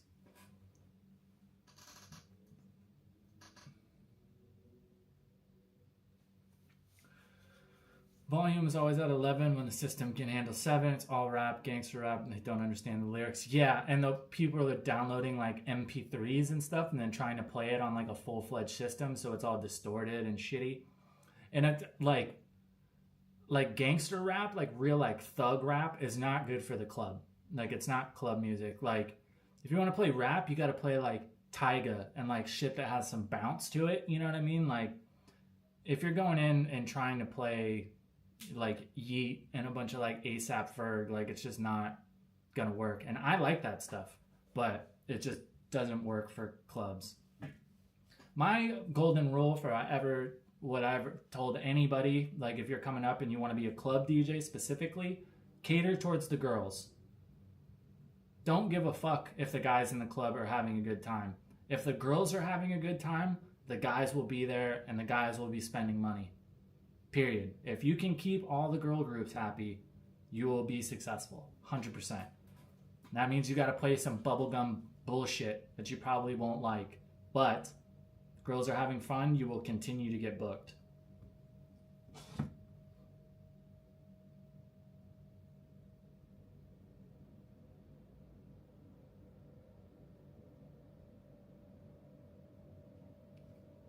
Did you guys see in the news that I think he was an Aussie guy, just got sentenced to the death penalty in Singapore because he got caught with 25 grams of heroin. Less than an ounce. Which, I mean, it's still a lot, but death penalty is crazy. What amount of money does it take for you to accept the possibility that if you get caught, you will get the death penalty? For 25 grams, like, how much money could you really make off of that? Couldn't be more than a few $1,000s.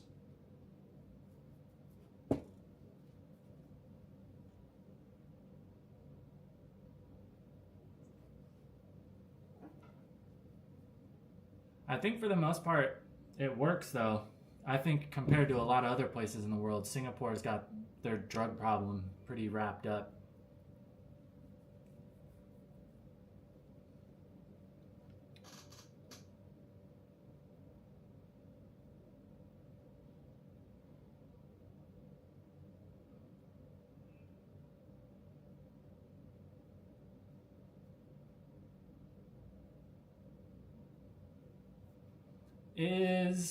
Hold on, where? Louis Cabo, are you still in the chat?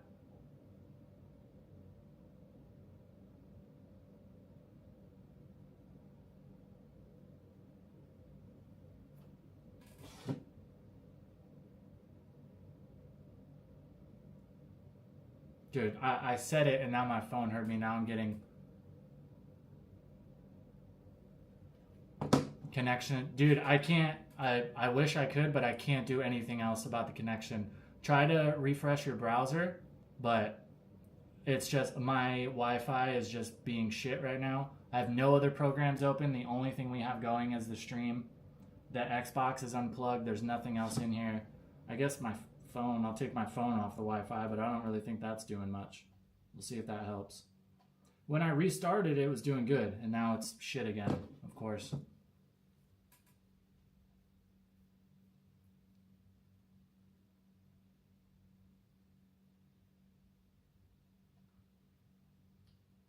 Thailand has the death penalty for drug smuggling. I'm still here. Sick. Louis, if you can, send me a DM on Instagram or an email.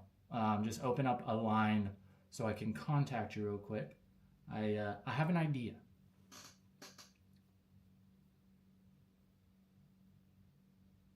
That's annoying that the fucking connection is that bad. I don't understand why. My Wi-Fi still seems, my Wi-Fi seems to be working fine. I don't know what the fucking deal is.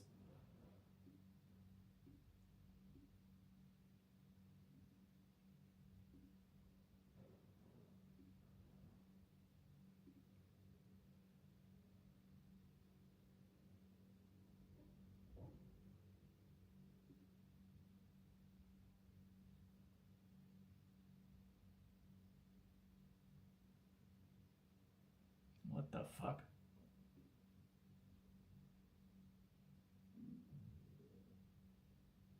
Do people not understand that you make money from YouTube?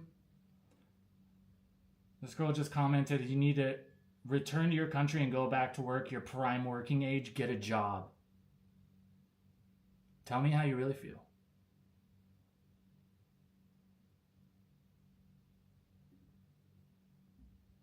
Comments are comments, though. I don't give a shit. We're even, yeah. Keep talking shit. Keep commenting. I was in one of my Instagram threads the other day, and this guy, I was just poking the bear. He was obviously irritated, and I just kept clapping back to just keep him commenting. And people don't understand. They think I'm like legitimately arguing with them.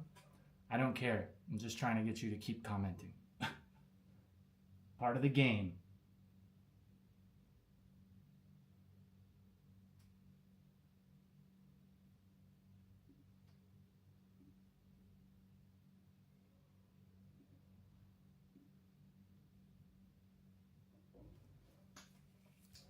I knew Thailand had serious, like you would get serious time for getting caught with good amounts of drugs. I didn't know they had the death penalty as well. I'm not surprised though. Dude, the amount, when I used to go out partying and stuff here pretty frequently, the amount of people I saw that would be like in the club, like doing key bumps and stuff. I'm like, you're out of your fucking mind. Especially because I feel like not a lot of people know. In Thailand, you don't have to get caught having the drugs on you. What the cops will do is they'll show up to the nightclub and they will piss test everybody. And if you drop dirty, it's the same as getting caught with drugs. So it's not like in America where you actually have to get like caught holding them. You could have done drugs 2 days ago. And if you get piss tested, you're fucked.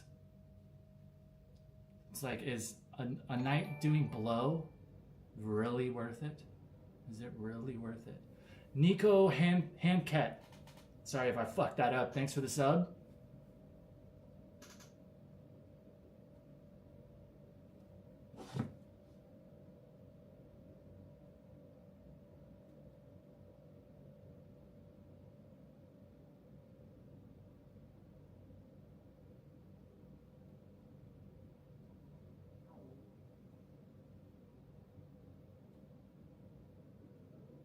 Stomach is growling.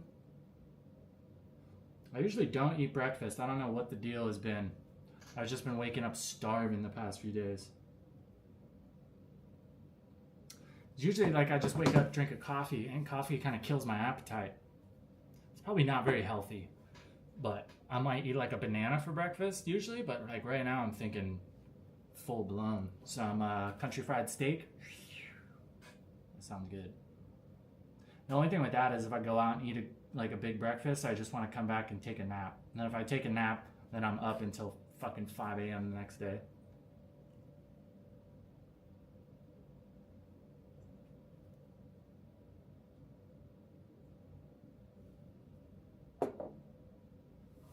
Use the restroom. Speaking of coffee, grab it.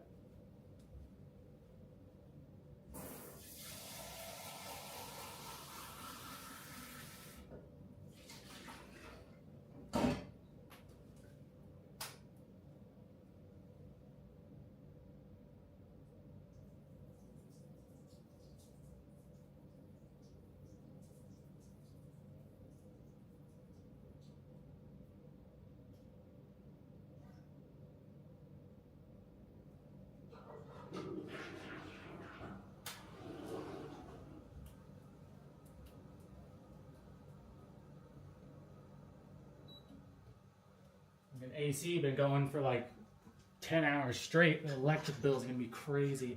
I forgot the other day I made an Instagram reel like talking about how hot it was, and I cranked the AC down all the way for the video. And then the past couple nights when I went to sleep, I just turned it on and never bothered to turn it back up. So it was set at like 20. So I was waking up in the morning legitimately like freezing. And I didn't realize until last night. And it was like that for like 4 days. So my electric bill, that's probably another 1,000 baht right there because it never turned off. My old condo didn't have like a, like the remote didn't work properly. So you couldn't set it to like a temperature. And it was an old AC unit too. So not efficient at all. So I would go to sleep, flick it on, and then it would run for like 10 hours straight. My electric bill used to be like 3,000 a month in a 1-bedroom condo. Fucking crazy.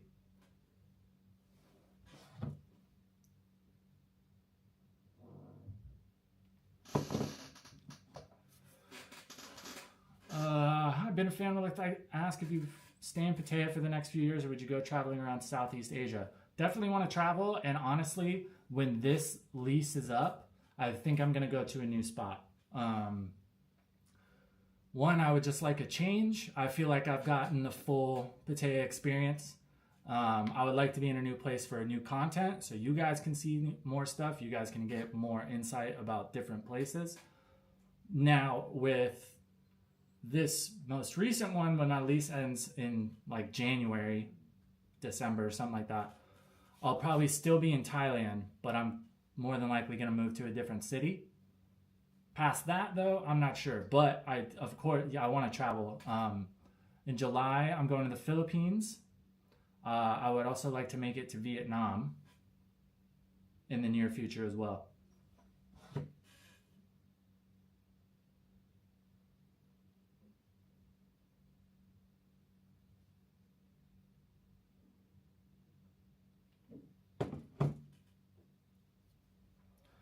Bangkok is better for dating. Yeah, I think Bangkok's better for a lot of things, just people-wise, just because there's so many more people. And there's like professionals, people that are working, you know, everybody that comes to Thailand goes through Bangkok. You know what I mean? There's plenty of people that come to Thailand and don't come to Pattaya. So I think it'd be good for content. There's a lot more stuff for me to do, like hobby-wise. There's like an amateur basketball league I can play. There's a couple amateur baseball teams. All the motorsport stuff There's always some type of like drag racing and shit going on, either in Bangkok or Pathumthani. So yeah, the only thing I'm worried about with Bangkok is the pollution, because I get like pretty gnarly sinus infections and stuff already as it is. But you know, it's not for the whole year. There's only a few months where it's really bad. So yeah, I think I would like to. And now that I'm making more money, like my budget is bigger for condos, so I have more options in Bangkok. When I was first coming here, I wasn't very confident in going to Bangkok just because it's more expensive. Not exorbitantly, but it for sure is.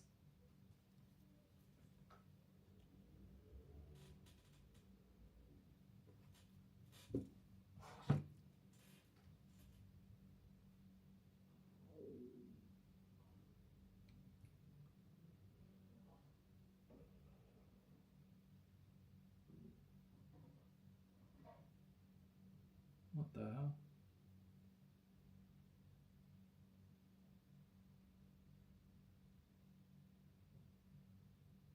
I've never seen that before. I didn't like Cebu or Manila due to the sewer system or the lack thereof. Really? I know, dude, sometimes there's certain parts of Pattaya that get pretty funky as well. I want to check out Cebu. That's where I'm flying into when we go to July, just because it's close to some really cool islands. If I ever do move to the Philippines, I think I'd want to be in Cebu, just because of the access it has to a bunch of really cool spots right there.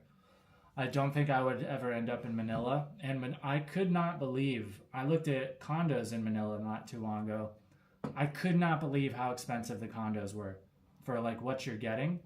For like $300 a month, you know, like 10 to 11,000 in Thailand, you can get a decent condo, decent building, decent size in most places. In Cebu, I felt like Manila, sorry. I felt like if you didn't spend at least like $400 a month, all the places were like kind of shit. And a lot of them aren't furnished. Yeah, I don't know if I'm just looking in the wrong places or what, but I was very surprised.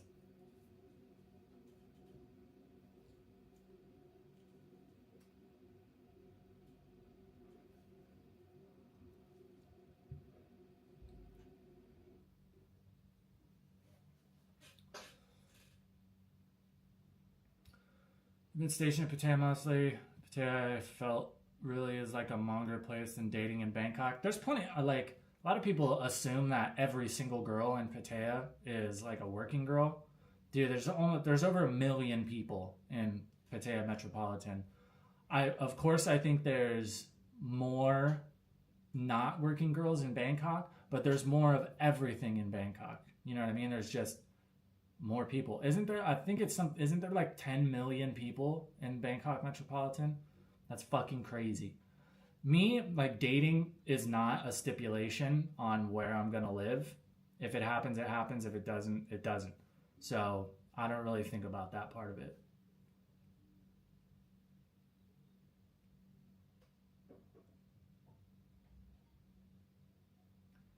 Nothing in the Philippines has emission control. I don't think there's any of that here either. I don't think anybody has to pass emissions. Like, you see all those D-Maxes and stuff just ripping around rolling coal.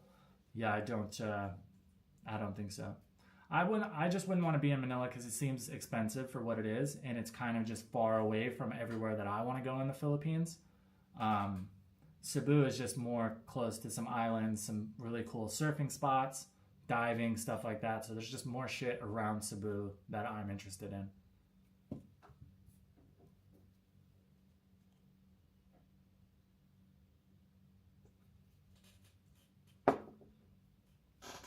People in Bangkok was so sweet. Yeah, I think Bangkok is cool. And the thing that I'm interested about Bangkok too is, especially once you get away from like the Sukhumvit area, like downtown, it's mostly all Thai people, you know, and like I've learned that I much prefer Thais as neighbors. They're more friendly. You can have them watch your house if you're leaving. Just more people to meet, more stuff to do. My girlfriend in Pattaya is a cook in a Mexican restaurant. You just have to look. Exactly.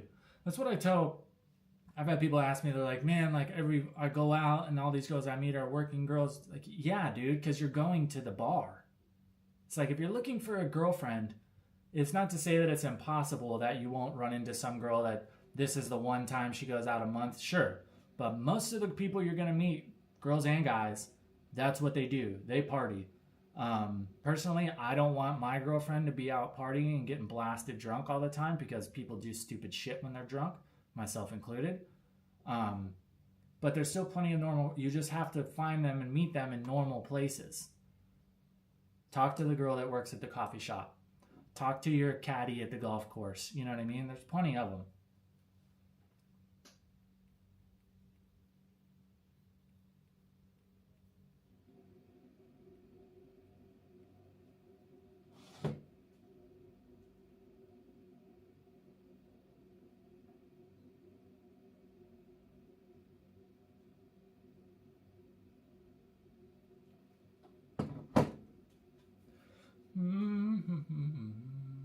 What the fuck is that?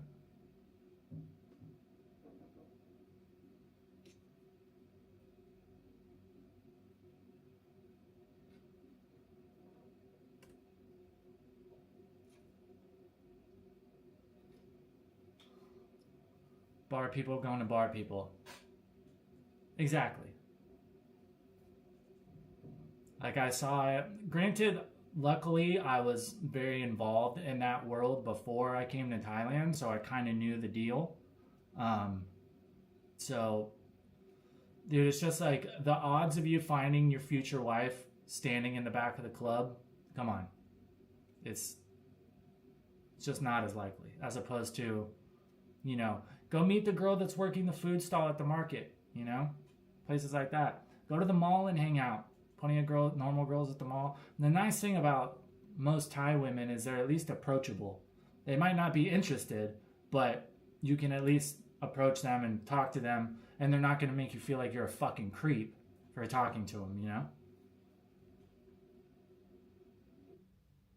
Because a lot of people feel like, for some reason, the rhetoric out there is like, every Thai girl wants to marry a foreigner. Bro, there's plenty of Thai girls that have no fucking interest in being with a foreigner. Especially, I've had people say like, oh, like, I'm going to move to Isan and be out in like rural Thailand, so I'm the only white guy there and they don't have all the options. Good luck, dude. Like, a lot of Thailand is still very traditional, and it's weird in their eyes to be dating a foreigner because other Thais see a girl with a foreigner. A lot of them assume she's a working girl, and a lot of like normal, quiet farm girls don't want people to think that, you know, they're a working girl, which is completely understandable.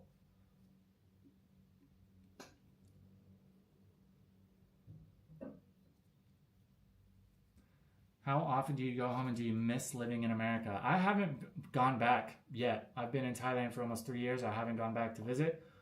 I don't necessarily miss living in America, but I miss certain things. Like, of course, I miss my friends and my family. I miss Mexican food, readily available, quality Mexican food.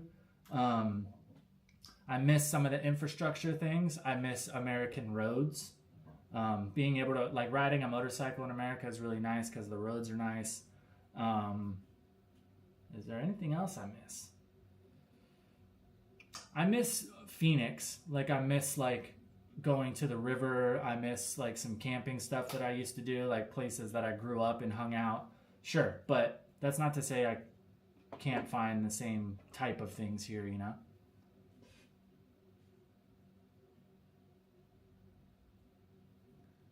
Dating in America's cooked. Yeah, exactly, dude. Like, it got to the point where I was just like, dude, I'm just over it. It's like, there's no way to approach it right. Like, you try to send a girl a DM, she screenshots it and then blasts it to all her friends, calling you a fucking weirdo. If you try to approach a girl in public, they do the same thing. They treat you like you're a fucking creep. Like, not all the time, but the odds of that happening are very good. So it's like, okay. And then you meet a girl and she's on OnlyFans and she wants to be able to shoot scenes with dudes, but she doesn't want you to do it. Like, it was just the requirements. I was just like, what the fuck? That's not happening. You should open a whack-a-fool service where you smack truth and delusional traveler. It's like, I do my best to try to like keep people realistic, but at the same time, being naive can, I think, almost be good for your first experience. You know what I mean? Because like, you know how it is. Most of the time, people got to learn on their own. You know what I mean? Like, I could tell you till I'm blue in the face what a certain thing might be, but a lot of people, myself included, aren't going to really listen to it until they experience it for themselves. So a lot of the time, you just got to let people fucking do it.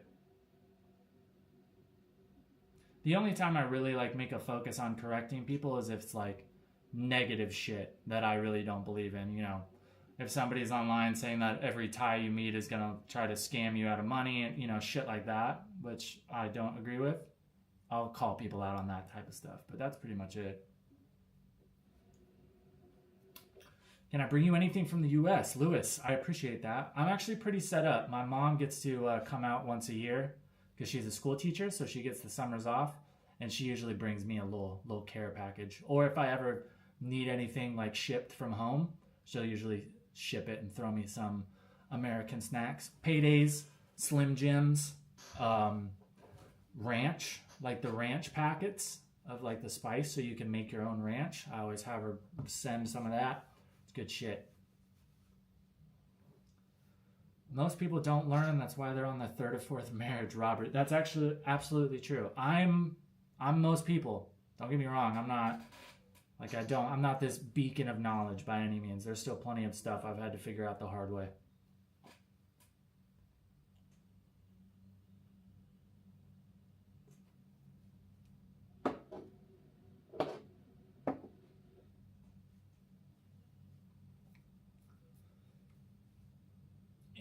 Import tax on like food and stuff? I don't think so. I think it's only certain things, and it has to be over a certain amount. I think like alcohol and cigarettes is one of those things, but I think with food and stuff, unless you're sending like, you know, a pallet of it. But I think as long as it's under the guise that it's just for like personal use and you're not going to be like trying to sell it or anything, I don't think it's too big of a deal.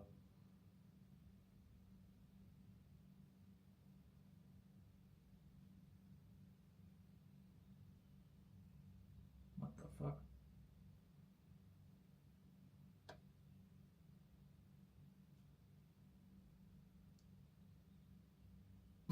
I love sometimes like translations of like Thai girls when they're angry on Facebook.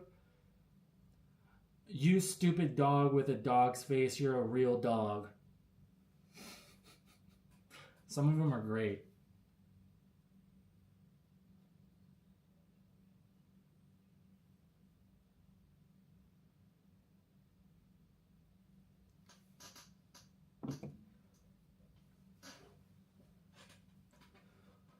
Lost my mom last year, bro. To hold on to these moments, nothing worse than trying to call mom and it can't happen. Damn, Hex. I'm really sorry to hear about that. I have been thinking about, you know, my own and my family's mortality a lot lately. And I've really, really been trying to take every moment that I can to talk to them, hang out with them, call them whenever I can. Luckily, I still have most of mine, and even my grandma. It was her birthday yesterday, actually. She just turned 89. So, yeah, I've been trying to keep myself honest about the fact that I'm not going to be able to make those calls forever. So I have been working on trying to be good about that. A friend of mine ordered some clothes from US. Not much. He got hit with 30% import tax. Damn. Yeah, I would assume that it has to do with certain goods. I really have no clue, though. My mom's only sent me one or two of those packages, and it was just like a small box. So for all I know, they might have just not opened it, and that's why I didn't get hit with anything. Or if, you know, that's all good to go. I don't really know. I know Thailand is pretty stringent about certain products with import taxes. The vehicle one is crazy. Like if you try to import a foreign vehicle, it's like 300% of the MSRP is what you have to pay in tax. Like if you see a Corvette here, a Corvette is like a $250,000 car.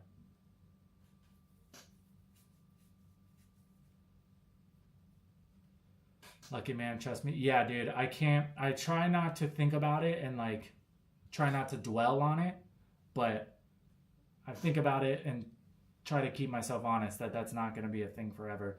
That's one thing that's been really nice with coming here. That's been an added bonus is that my mom gets to come and we get to go hang out, go see all these new cool places. So thank God I'll have those memories at least when she's gone, and she'll have those until she is as well. So that's been really nice. But yeah, it's something that's gonna be rough. I'm really close with my mom and my grandma, so that's gonna be hard. I can't imagine.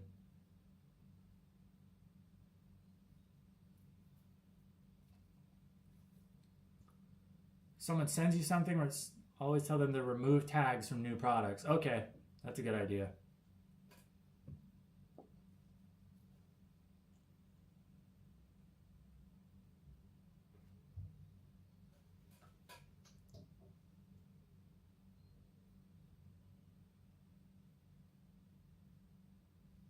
It's like eerily quiet right now. It's 12:30. Usually there's people out ripping around on bikes and shit already. I can't. There's no birds, nothing. Is there a fucking tsunami coming? Weird.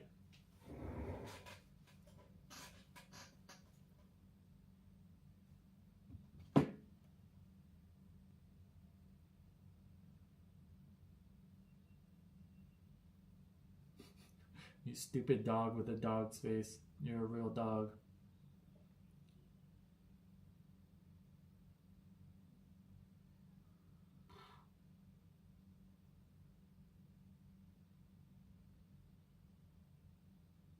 Jesus.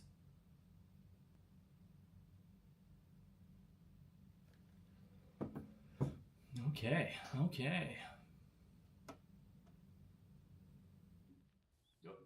My bad.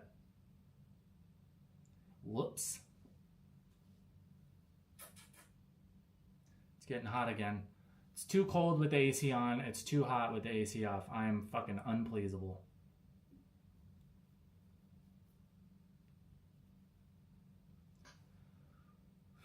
It's 1 a.m. here. Got to grill this 2-pound fillet of cod. Jesus Christ. At 2 a.m.?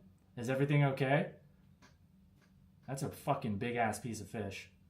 All right, Hex. We'll catch you later, bro. Thanks for popping in.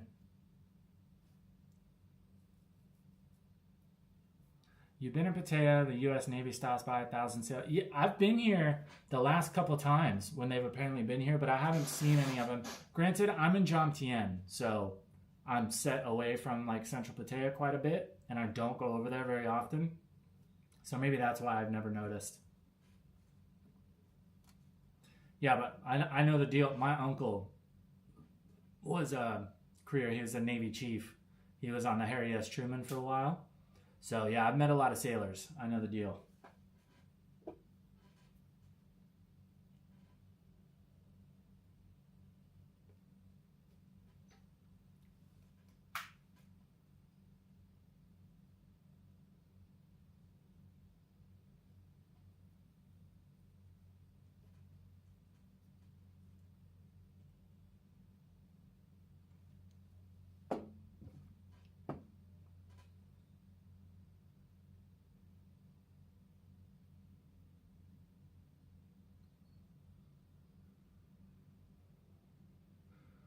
Man, are any baseball fans in here? Fucking Dodgers, man. I don't know what's going on. They started season so strong, and now they're just fucking falling off. Past 4 or 5 games, they have not been playing very good.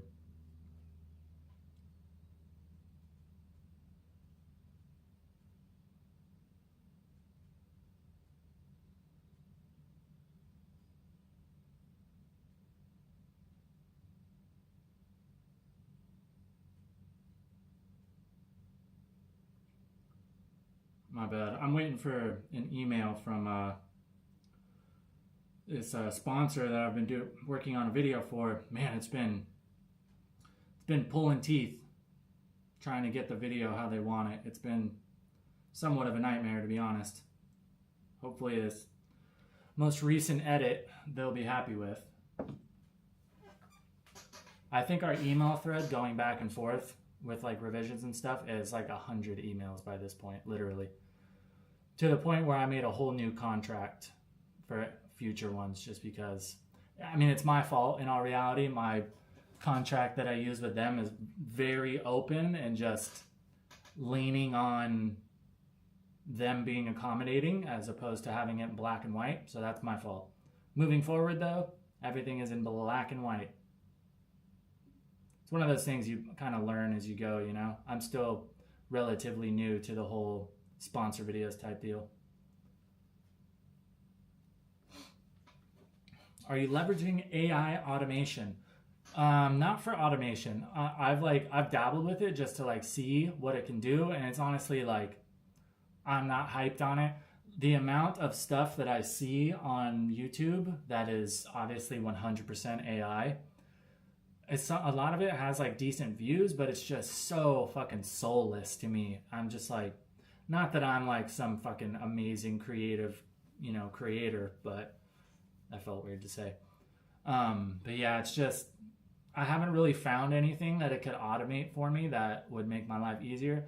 The only thing I'm looking into doing with it for automation is tracking Google and YouTube trends.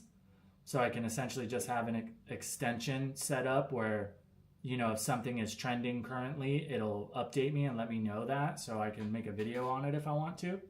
And then brainstorming. I do use it a lot for brainstorming and any type of like information summarization. Every once in a while, I'll take all my analytics from every single video, upload it to AI, and then use it to kind of pick out what's working and what's not and why. For stuff like that, I use it quite a bit. But for any of the like actual creative part of content, I don't really use it. I used it for thumbnails for a while last year for probably like 10 videos, and I didn't notice a difference really. Like they didn't perform any better or worse. And for me, thumbnails is such a small part of the time I put into videos. It doesn't take a whole lot of time to just make the thumbnails myself. So I just make them all myself. So to be in Thailand late summer for 60 days and do the whole Vietnam, Bali, Cambodia, maybe Philippines loop, and then back to Thailand for Songkran and find, goddamn, that's quite the itinerary. I have a lot of my friends who do not like Bali, but a lot of people, it's still really popular. Granted, a lot of my friends are kind of always looking for the spots that not a lot of people might know about yet. And the thing that I know with Bali compared to especially the rest of Indo and Thailand, Philippines, whatever, is it's expensive. If, minus if like maybe you're a surfer, I don't really see the allure of Bali. And honestly, like there just seems like a lot of people there that are like the crystal charging, you know, spiritual powwow type people. And like, if that's your thing, cool. It's not my thing. The thing that I've noticed about a lot of those people is they have a lot of similarities to a lot of people who are like aggressively religious, and they use being spiritual or religious as almost an excuse to be a douchebag.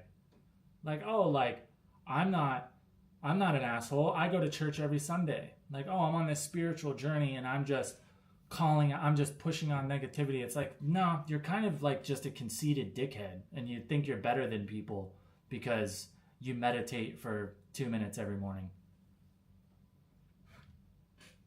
Not everybody. They're not all like that. Like when I was going to like Burning Man and stuff, I met a lot of people that are like spiritual, you know what I mean? But they're actually really good people. I've noticed if it's one of those like crazy crystal charging people and they don't do psychedelics or they've never done psychedelics, they're much more likely to be like the pretentious douchebags. You're mean in your Insta post replies. Dude, if people say dumb shit, especially on Instagram, I have no problem calling out dumb shit. Most of the people that I reply to, if it's mean, it's because they were talking shit initially. And if, like, I'll clap back if you say some dumb shit or you say something that's just flat not true. I'm not going to talk shit to people that didn't do it first.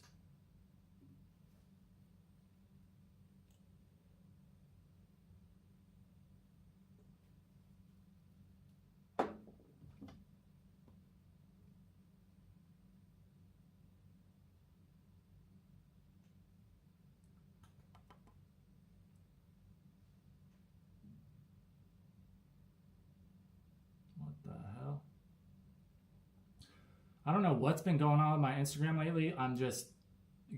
My feed has been like 80% of all these like Chinese just tatted up girls. I don't know what the fuck I looked at that has done that, but I'm not really mad about it.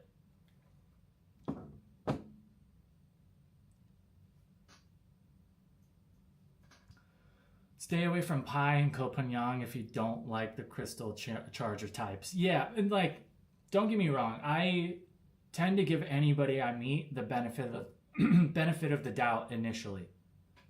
It's not like if I meet you and you've got dreads and you're wearing 4 crystals around your neck that I'm automatically going to be like, oh, this person's a tool.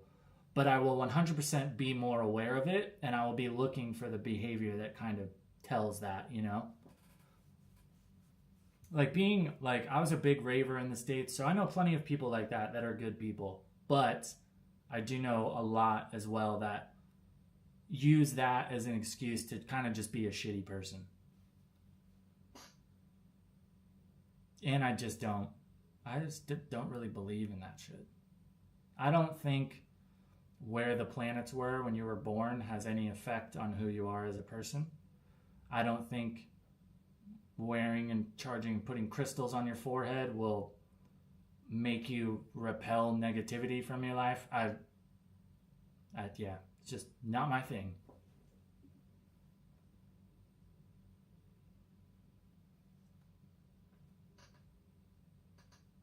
How many of sources of income you got? That's a strange question. Enough, I guess.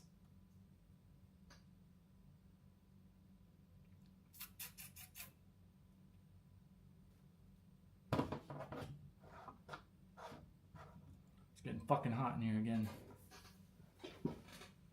On, off, on, off, on,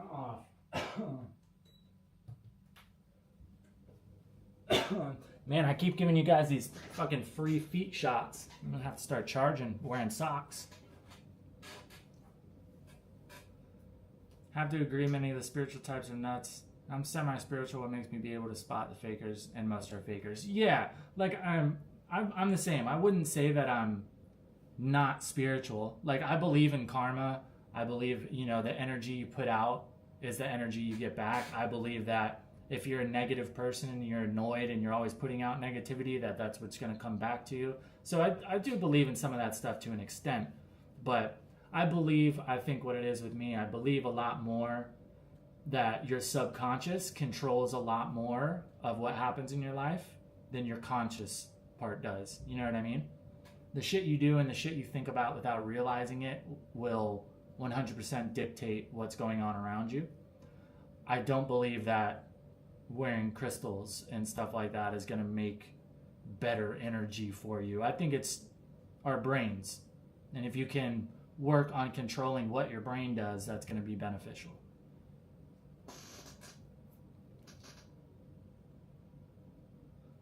If you feel that way, you would really hate Copenhagen. Yeah, I've heard of both. But at the same time, one of my best friends from the States, he came out to visit around Christmas, and he went to Copenhagen, and he said he loved it. And me and him are pretty similar when it comes to the people we like. So, who knows?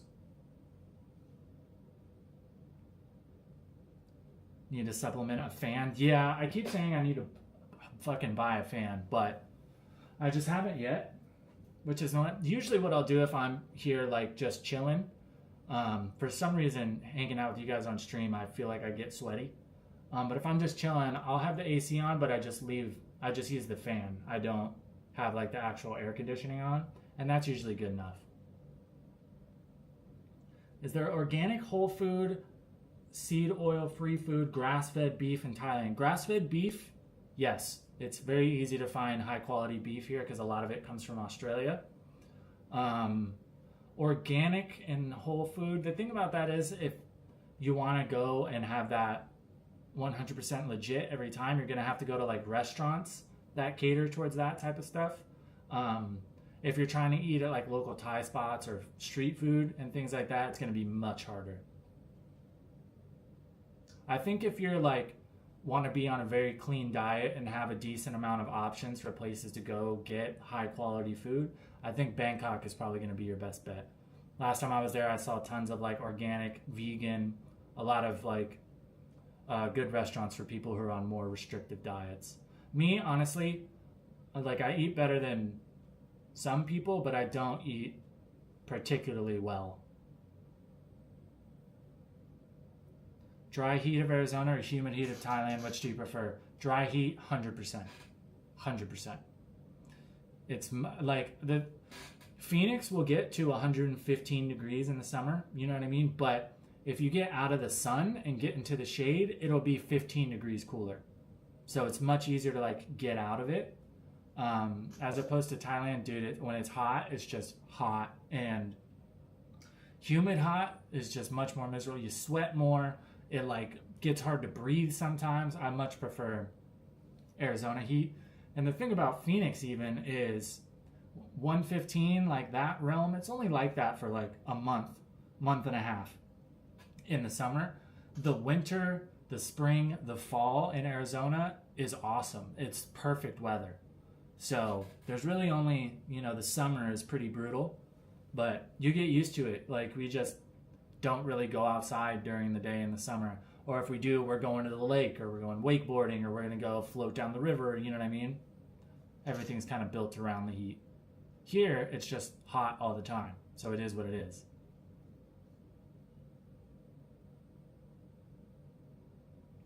Placebo effect is real. I'm sure that goes for crystals as well. They do nothing, but if you believe hard enough like Peter Pan, then yeah, exactly. I think that I'm a firm believer in the power of mind.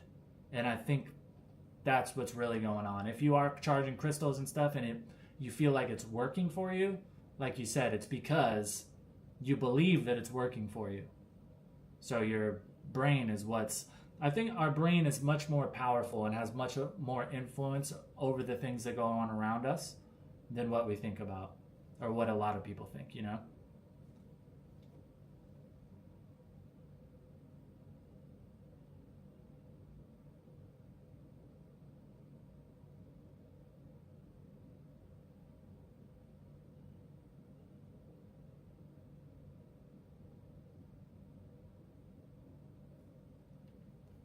Jesus fucking Christ. I'm getting butterfingers. I wonder why my fucking screen is always broken.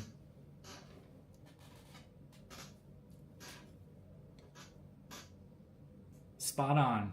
That's what I'm talking about. Yeah, I mean, I've noticed it with myself.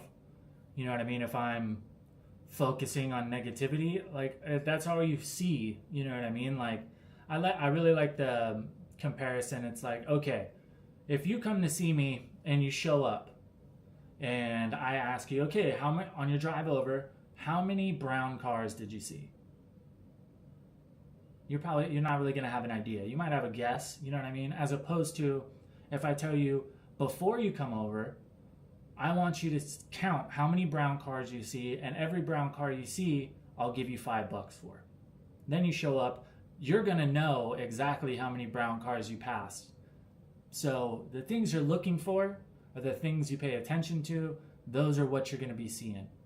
If you're always thinking about the negative and bad shit's always happening to me and everybody's an asshole and people are rude all the time, if you're only looking for that, then yeah, that's all you're going to see,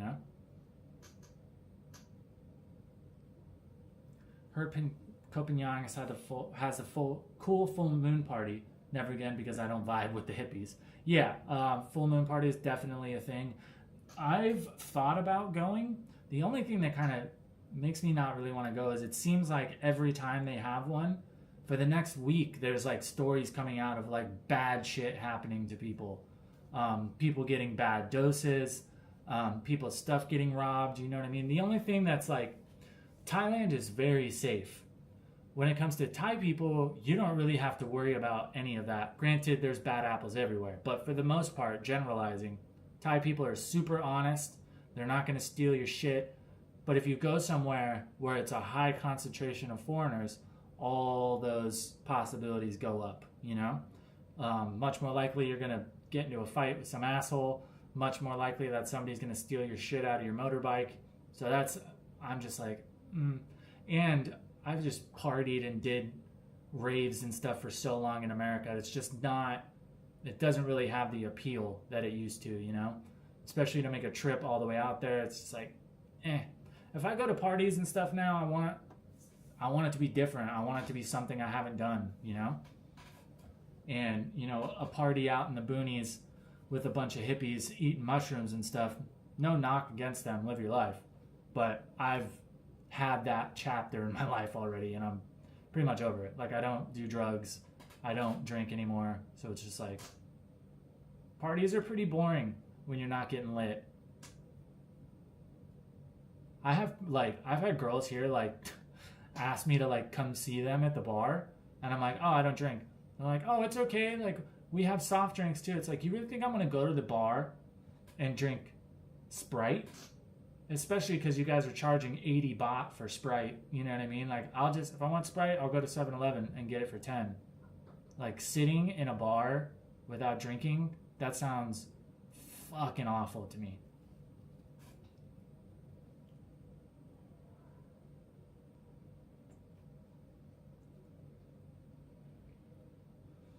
Been living in Thailand 3 years. Only real problems was with other foreigners. Exactly. I've almost gotten in 2 fights here. Foreigners both times. One was actually really funny. It was New Year's.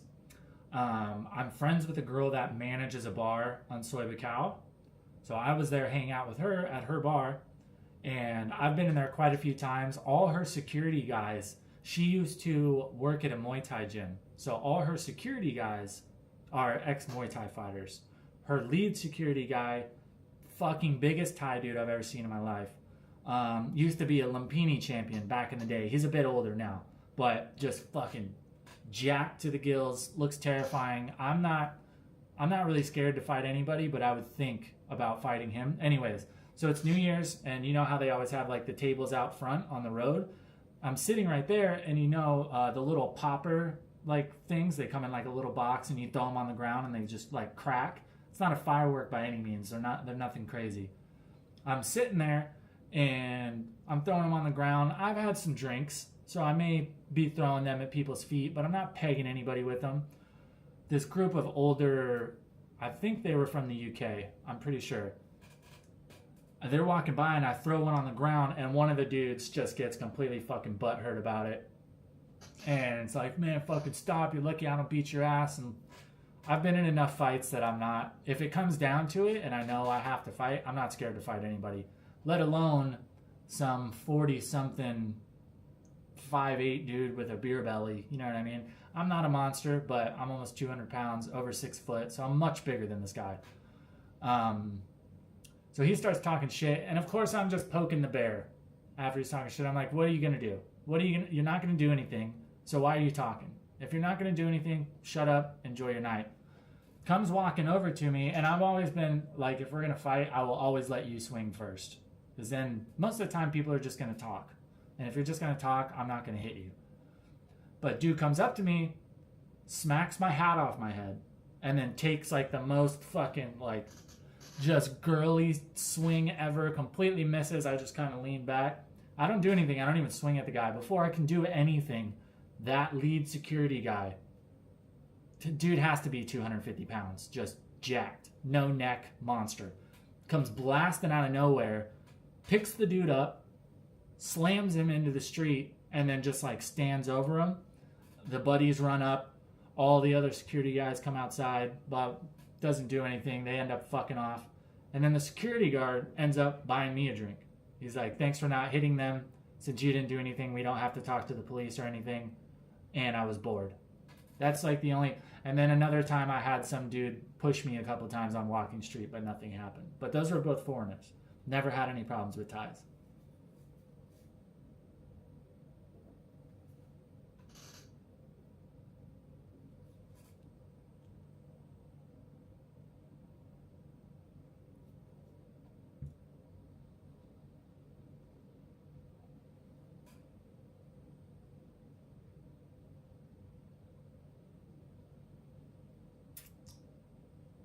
Damn, it's 1 already?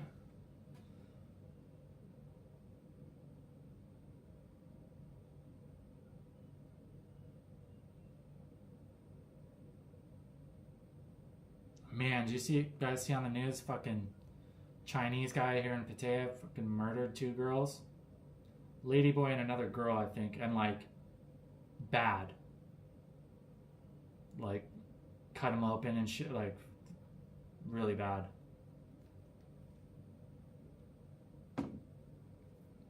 Must be pretty young to use 40 something as comically, not comically old by any means, but older. If you're 40 plus, it's not a good idea to pick a fight with somebody who's 15, 20 years younger than you. Especially if you've been drinking. Bad idea to pick a fight when you're drunk. Bad idea to pick a fight with somebody who's substantially bigger than you. Bad idea to pick a fight with somebody who's younger than you. I think about the same thing. I'm in my mid 30s. Some 20-year-old kid that's, you know, as big as me, I'm gonna think about fighting him much more than I would somebody my age. Also, too, I bring up that he's that age because that just seems like a little old to me to be trying to pick fights on the street. You know what I mean? Like, I feel like he should kind of be past that by this point.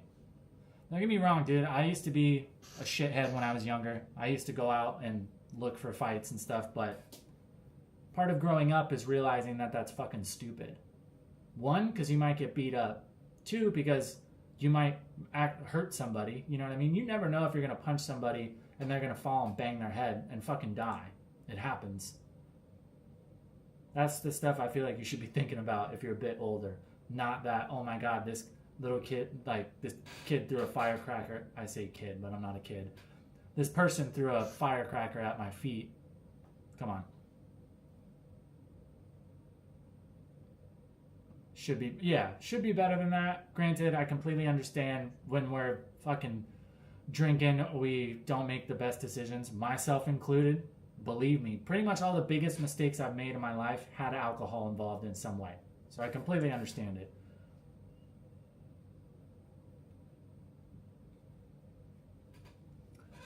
Fighting in a foreign country is asking for a lot more complications than simply... Exactly. And that's the other thing about picking a fight in Thailand. Fighting another foreigner is one thing, but like the foreigners that try to pick fights with the locals here, like there is no way you're winning. Even if you get into a one-on-one, which probably isn't going to happen. Even if you win the one-on-one, he's got 10 friends or the other Thais watching are going to jump in. Even if you whoop all of them, then the police are going to come. What do you think the police are going to do? They're not going to, trust that you're not going to be violent with them. They're going to fuck you up. Then they're going to take you to jail. Then you're going to have to pay a bunch of money, bunch of fines and stuff to hopefully get out of jail. Like there's no way to win. And like shit happens. Like Thai people are very prideful. If they get into a fight and they get whooped, they'll come back later. Like they'll sit at the end of the street and wait for you to come back. You know what I mean? It's just not a good idea. You're not going to win.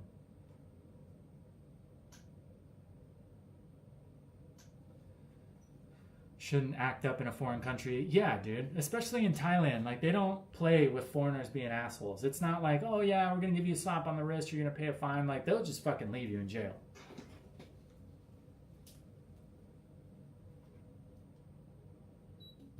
And the thing about Thailand, too, is in America, we have the right to a speedy trial. Like, if you're in jail for something, within a certain amount of time, they have to take you to court and figure out if you're guilty or not. That doesn't exist in Thailand. Doesn't exist in most of Asia. Like that dumbass streamer that just got arrested in the Philippines for being a douche. He's probably going to sit in jail for 2 or 3 years before he even sees a courtroom.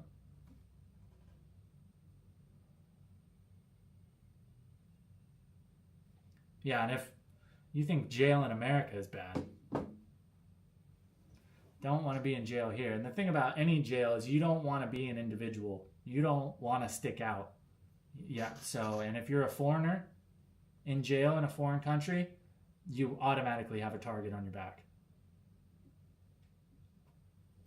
I think a lot of what it is like everybody talks about how nice and respectful Thai people are.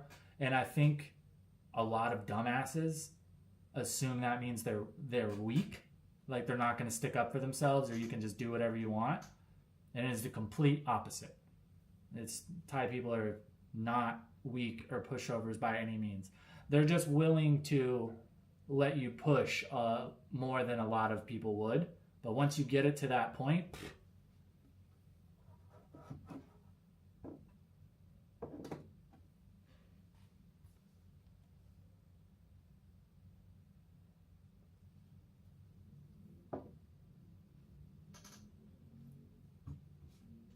Oh shit. I totally forgot, guys. I have like a meeting here in like 20 or 30 minutes for a sponsor video. I have to do a Zoom call with these guys, so I'm gonna have to hop off. I appreciate you guys stopping in. If this is the first time you're back in the stream, this is the time I'm gonna start doing the majority of them, I think. Later in the evening for all you guys that are in the States. So that'll be the available time. Usually I'll try to announce them at least a day or two before, either on Instagram, Facebook, or on the community page here on YouTube. I didn't do it today, but if you want to know when that's going to happen, feel free to follow me on Instagram. Same thing, Tempus TV. And yeah, I appreciate you guys. Anybody who hit the super chats, I really fucking appreciate it. I don't make any ad revenue from these streams, so I really appreciate that. And I hope you guys have a good day. We'll catch you in the next one. Expect a new video, not tomorrow, but the next day. Tuesday for me, probably Monday for y'all. All right, stay out of trouble. Don't do anything I would do. Later.